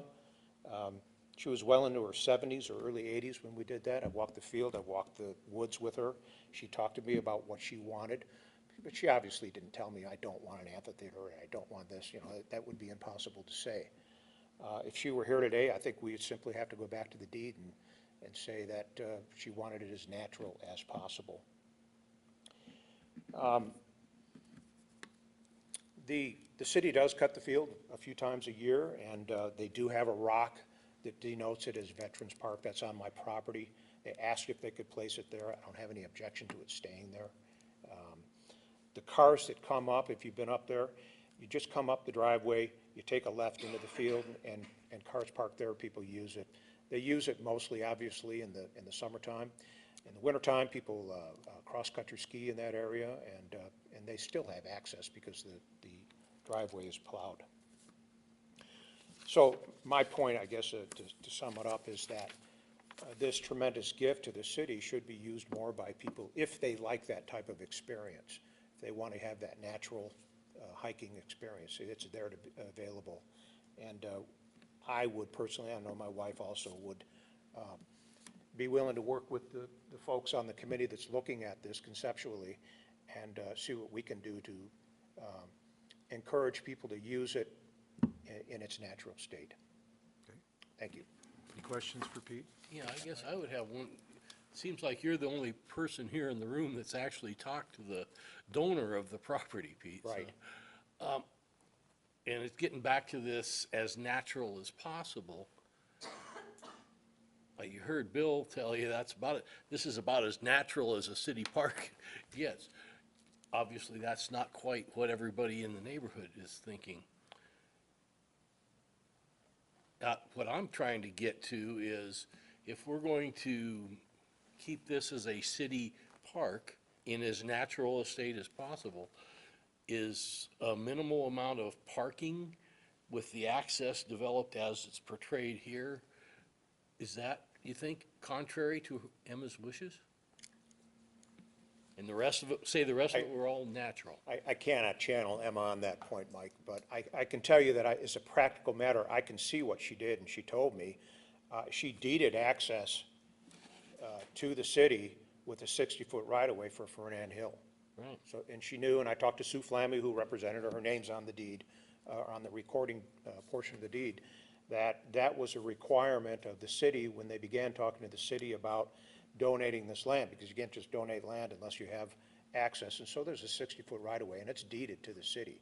Right. So it makes sense, although I would just as soon you put the parking lot by Walt Richards' house. That would. And I did wonder about the statute of limitations on him removing those cattails from Fernand Lake, but. I was going to look into that. Take the fifth on that one. On the record, yep. But, you know, Mike, to answer your question directly, you know, it's a practical matter, people need a place to park when they come up there. I get that. What, does it have to be paved? I don't know, maybe a gravel parking lot. Right now, it's weeds. So, to the extent that, again, I'm just going to suggest this, to the extent that the committee wants to have input from us, and I know that they certainly wouldn't resist it, we'd be glad to work with them. My wife and I would be glad to give our input on it, and without being the guys that are on the committee that say, not in my backyard. Sure. Appreciate that. Thank you, Pete. Yeah, you're welcome. Josephine Jackson, is that right? Josephine? Hello, Josephine Jackson, 800 Tuscan Lane. So I want to start off with, beautiful job. Really, it was beautifully designed. And if I was going to donate land, this is how I'd like to have it done. But I think as a foreigner, as... Can you please face the microphone? Sorry, as a foreigner in regards to many things, one is Veterans Park, but also as the tenant of the document, it doesn't matter how beautiful it is, what we want, to have a foundation of trust in law, we have to keep to what is a restriction. And a restriction has to follow the chain of title, and it can't be changed, it can't be lifted. and it's absolutely clear, this park shall be retained as in as natural a state as possible. Again, not as probable or maybe or, you know, other definitions. It has to be clear and it has to be immutable for us to have a trust in the foundation of what laws in this country are. And that, to me, is probably one of the best monuments to veterans. Secondly is, if I was going to donate land, this would be how I'd love to have it done, but this is not the wishes of the woman who donated it, and that we have to live with that. We, if I may I use this? Okay. So we have the land that borders this here, all of that. And we have purchased that just a wee bit less than 2 years ago. And I just spoke with Bill and Glenda Hall today, and Peter Erblin knows them very well, and they bought their land off of Emma, and they have many stories about her, and they also, like Peter, knew her very, very well. You know, I can only say secondhand what they said, what she told them, but she also, like Peter, would visit with them and apparently pin little notes on wild rhubarb, sort of identifying plants, and very, very passionate about keeping it very, very natural and making sure that the people who bought the land off her kept it, you know, certain things in a particular way. So just to communicate that and to back up Peter secondhand from what Bill and Glenda have told us. On a practical matter, I would like to see that noxious weed control is taken care of. We've just recently had a big effort on the hill to contain hound's tongue. There is some in the park. In the wooded area, there's reference in the master plan way back from 2012 that there is a fuel source problem back then, and that's only exacerbated now. And so I'd like to see that the city attend to that, park or no park or whatever. I think that if it's in the under the jurisdiction and the care of the city, that really does need to be taken care of, because we've got neighbours who, that's a fire trap. So I think that noxious weed and the fuel source needs to be taken care of, whatever happens. On our personal matter, the amphitheatre, I know that we're really exciting people, but that looks right into our bedroom. So it is quite a drop-off there, and it does look straight. That's the closest part to our house. So we're not too thrilled about preschoolers or anyone else having an amphitheatre there. And also, once it's built, how do you control when and how it's used? And sound does amplify, because that's the use of an amphitheatre, because it's the physics of it. The homeless situation is real. We discovered that we had to clear some of the fence line because of the deer coming in, damaging our deer fence. And we uncovered a hovel, a homeless campsite, chairs, tables, everything, bottles, the whole shebang, right tucked up, hidden. So the homeless situation obviously was at least evident in the past, and a public toilet will not help it in the future. And there were some other things there. Oh, the solution maybe is that because we do have this in situ environment, both, you know, post-agriculture and timber, why don't we already have interpretive signs out there already? It's, you know, we could have those trees identified, clean it up, have identification signs there. You know, I saw who Walt was talking about today. There was 2 women up there with 4 kids, backpacks, they were walking around. Another problem for us is that we have a farm. Ours is a working farm. We're developing a working farm. We actually love the elk coming by. So we're trying to work out how we can have this farm going and allowing the wildlife through, but we don't want trespassers. So if this goes ahead, you'll have to come up with a trespass-proof fence. Because we have a working farm, we don't want people coming into our place. We've got a safety issue. We've got to enjoy our own privacy, we've got to enjoy our own property. So that would be a cost to the city that would have to be incurred, that you will have to sort of take into account. This is a design that I'd love to have if I ever donate land, but it's not what Emma wanted. So if there's any questions, please. Any questions? Thank you. Thanks, Josephine. Thank you. Is there anybody else in the audience that wishes to speak before we move to discussion? Come on up.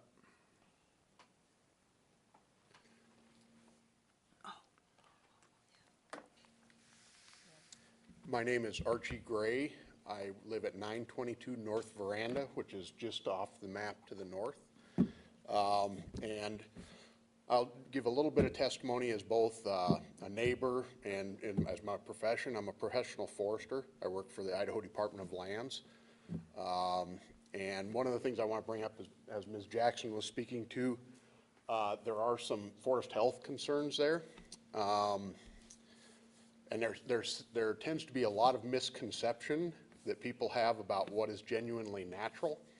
And the truth be told, very little of what's standing pretty much anywhere in the United States right now could be considered in its natural state. The natural state of that forest would not be in that density and that species mix. It is a fire hazard. There are some serious forest health issues going on there right now. Actually, I haven't been down there this year, but last year I walked down there a little bit. So there are some concerns there that I would have. There's plenty of room for a fire to go from a homeless camp to a neighborhood in a very short amount of time, and this happens to be a real nice, convenient slope that could catch wind. With limited fire experience that I have, you know, it makes me nervous. I can look at that and go, yeah, I'm not a big fan of that. That's why I appreciate when the city mows, that helps. The weeds are an issue. We do need to address noxious weed issues there as well. And I'll just throw out there, the idea of an arboretum, that's great. I agree the city needs an arboretum somewhere, but as natural as possible, importing species from all over the country and the world is not necessarily, that's an interesting concept of natural, but an arboretum is pseudo-natural. It would be better if this was the appropriate native species. As far as trying to maintain a wildflower landscape, your best bet is really to just let nature take its course and fight the weeds when you can. If you try to maintain something like that, that's likely to become expensive because you got to fight everything else. Let's see, any questions? No. Thank you, Okay, Archie. thank you. Thank you. Anybody else?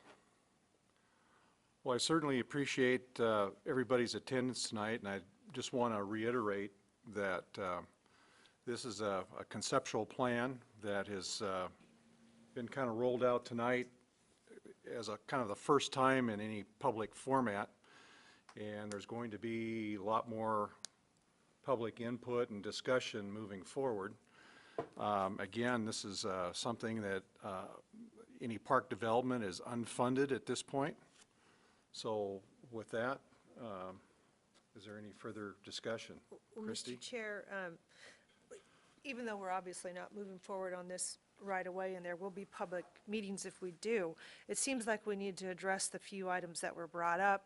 Ask Bill, maybe he can help us understand what can we do about the noxious weed and the fire fuel. What can we do to address that fairly quickly? Well, we'd always looked at that forested area, and we were going to do something with it, but we just haven't done anything at all. We were trying to come together with some sort of master plan, and so we've kind of left it in its natural state where it is. The gentleman's absolutely right. There are other species in there. The health is a little poor. Our thought was we would go in there, limb some things up, cut some things up, and grind some things up, and create what's already there, an existing path as far as that. We're providing mowing, which is an acceptable use by state Idaho to deal with noxious weeds. So we haven't gone up there with a spray program. We just try and mow it several times a year to keep those down and keep them from seeding. So, Bill, I don't know if there's Fire Smart funds still available? Something that we could apply for as a city to address, long before we ever address any kind of other improvements or development? Can we try to find funds to address the We certainly can, fire? and we are looking at that right now because we're developing Fernan trail system there. And Katie has looked at a couple of times for some grants to deal with some of those wildfire issues there. We've done some work. Glenn Lopper and I have met with the homeowners up in that area, along with Mike Kempton, about a year ago. That plan was adopted for our trail system. Some of the same concerns from that Armstrong Homeowners Association was brought up that was here. People getting too close to property, the idea of homeless would be there, the fear of fire.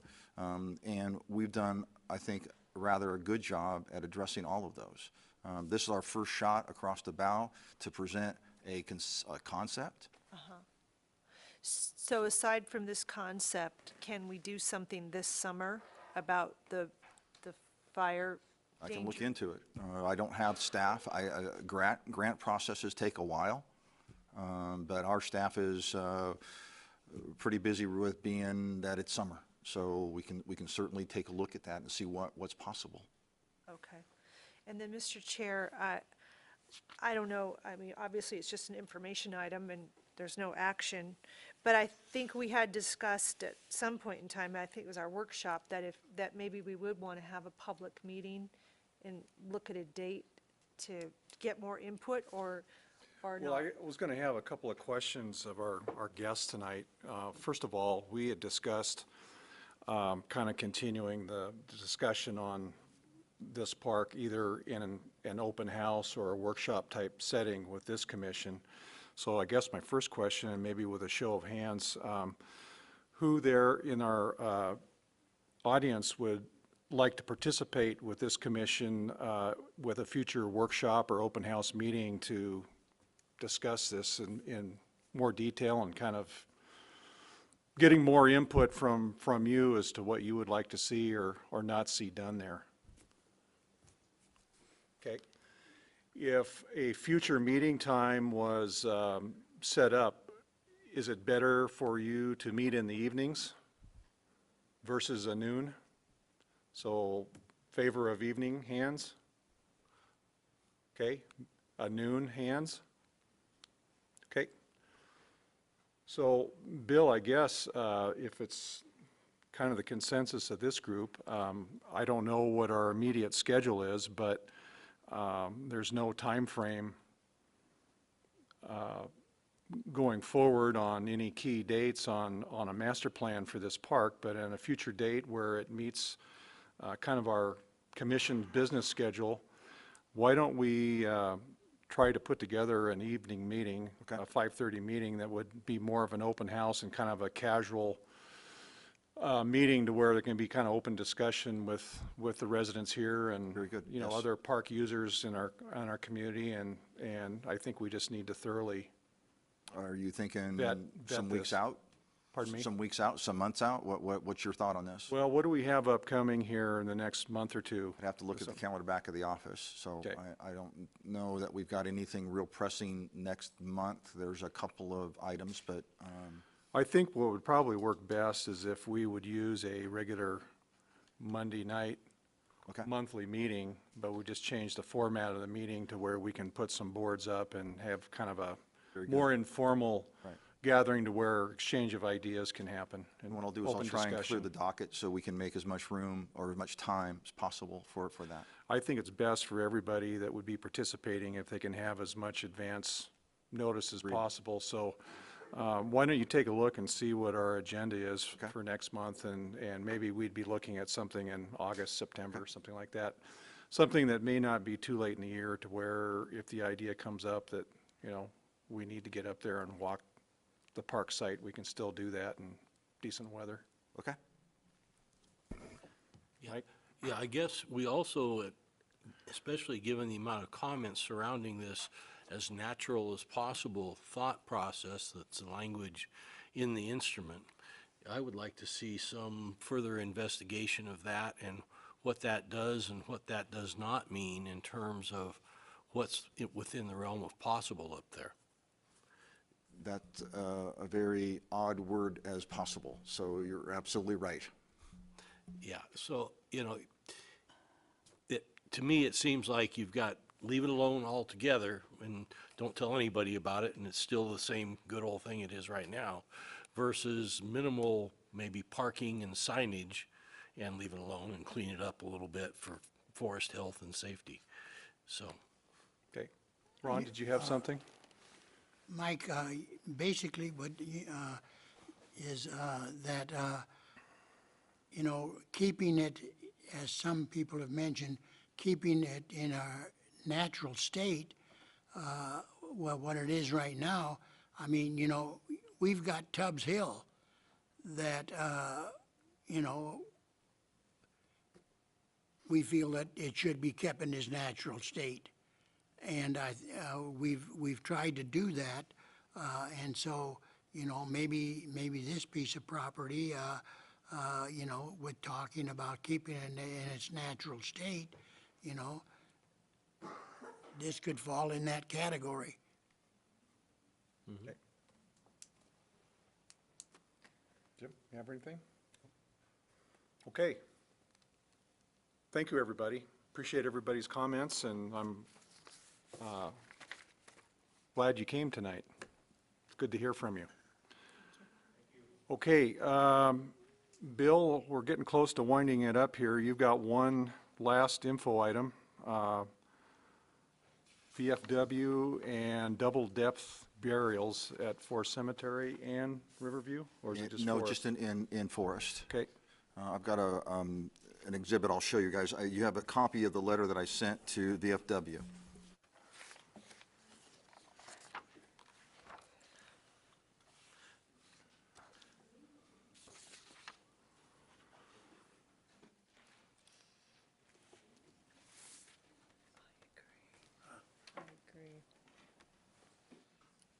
So this is a view of the Veterans for War double deck section, and this is Government Way and Short Street.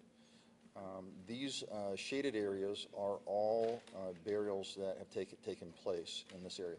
This was an agreement we had with the VFW back in 42 or 44 that they were going to purchase these. And what they're doing is, as they sell these, the going rate for these lots to us is $75. Right here, along this line, they have yet to purchase these. And so as they sell these, they give us $75, and we cross off one of those, and it's been sold.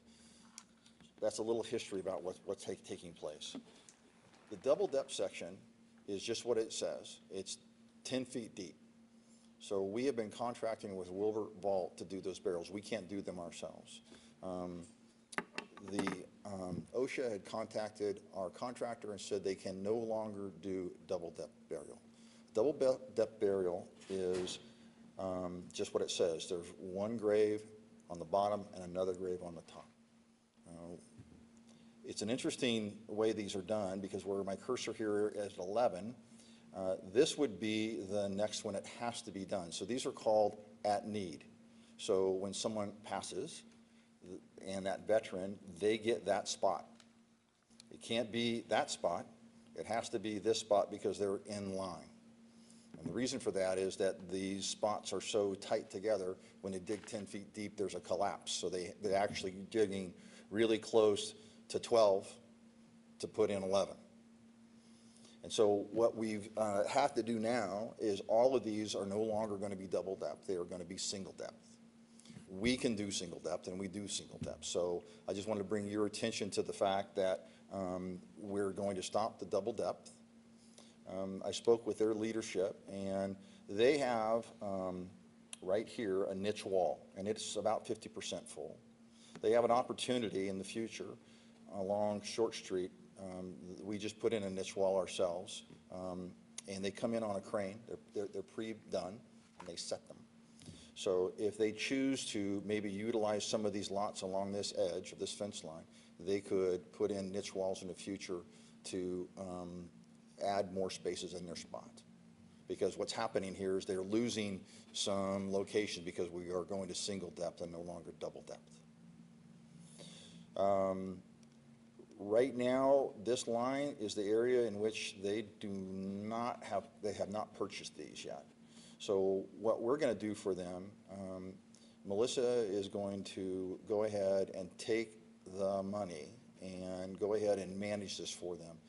Currently, when they're trying to sell lots, they sometimes get out of sync, and some mistakes have been made. And so we're trying to correct that.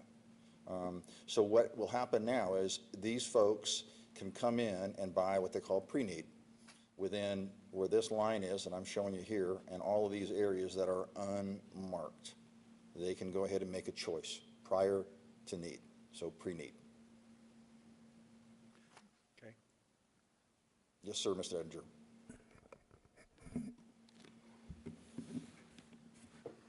Ron?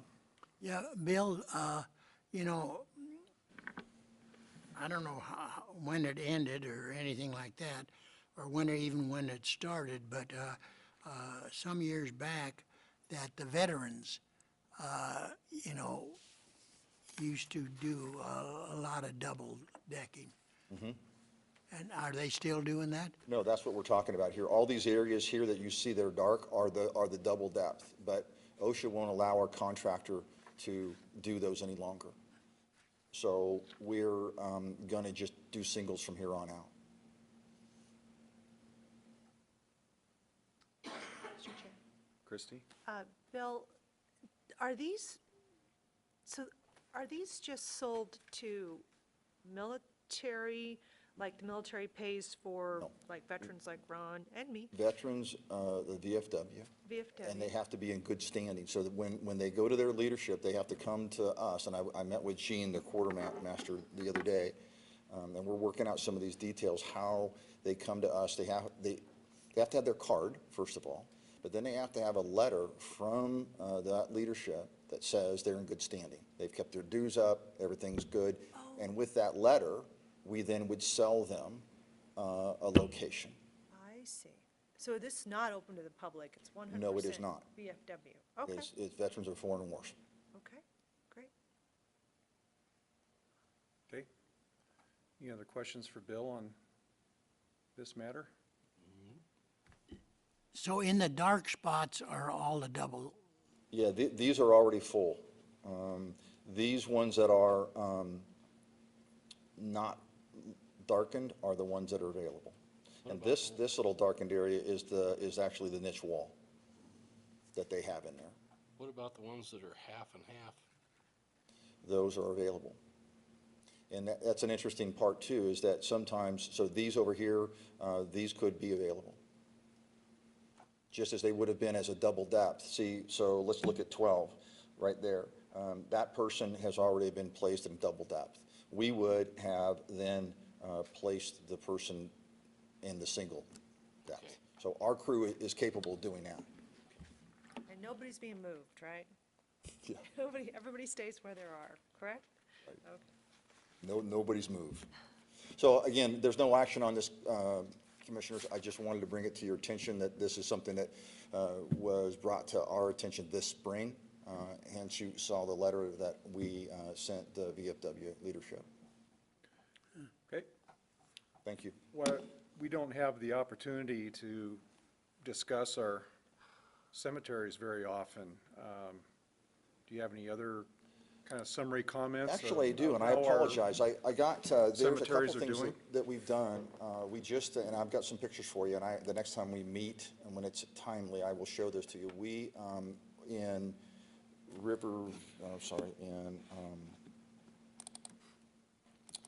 Forest, we don't show that one, so I don't have that picture. We put in a niche wall, and you know that we were doing that. It was installed this spring, so we have a new niche wall up really closer to Government Way as you come in, and the entrance, the first crossroad, it's right there.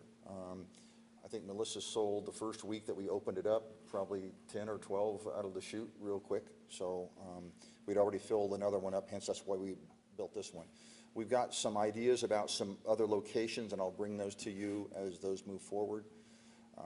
The soldier, the statue over in Old Post, Doug some years ago we had taken and put an application of like a stucco type material that was supposed to be forever, and it works pretty well on stone, but we put it on a wooden frame, and some water got behind it and it started spalding pretty badly. And so prior to Memorial Day, and I have pictures of this that I'll share with you at a later date, we had a guy come in there. We tore it down, tore off all of the wood, and got back to the original stone and cleaned that up a little bit and put a facade of stone on that looks real natural, kind of like a flagstone look, and then put new walkway around it, and really it looks very, very nice. And so we had that done in advance of Memorial Day. And so I'll bring those in and show you those pictures as well. And you still have the walking tour brochure of the cemeteries, Yes, don't and you? they Where do are they that available? in the fall with some school group, and then they'll do a little cleanup. I think I brought that to you guys the last time we did it in the fall, but yeah, we're still doing that as well. Okay. Anything else for Bill, or any other comments before we wind it up tonight? Okay, I'm just going to make a couple of meeting announcements then. As I mentioned earlier, our next workshop will be Wednesday, July 5th, 11:30 a.m. at Caruso's Deli's meeting room in Coeur d'Alene. And then our regular Monday night monthly meeting will be Monday, July 17th, 5:30 right here in the library community room. And with that, I'll entertain a motion for adjournment. So moved. Second? Motion's been made by Commissioner Edinger and seconded by Commissioner McDowell to adjourn. All in favor? Aye. Any opposed? I didn't think so. Thank you, everybody.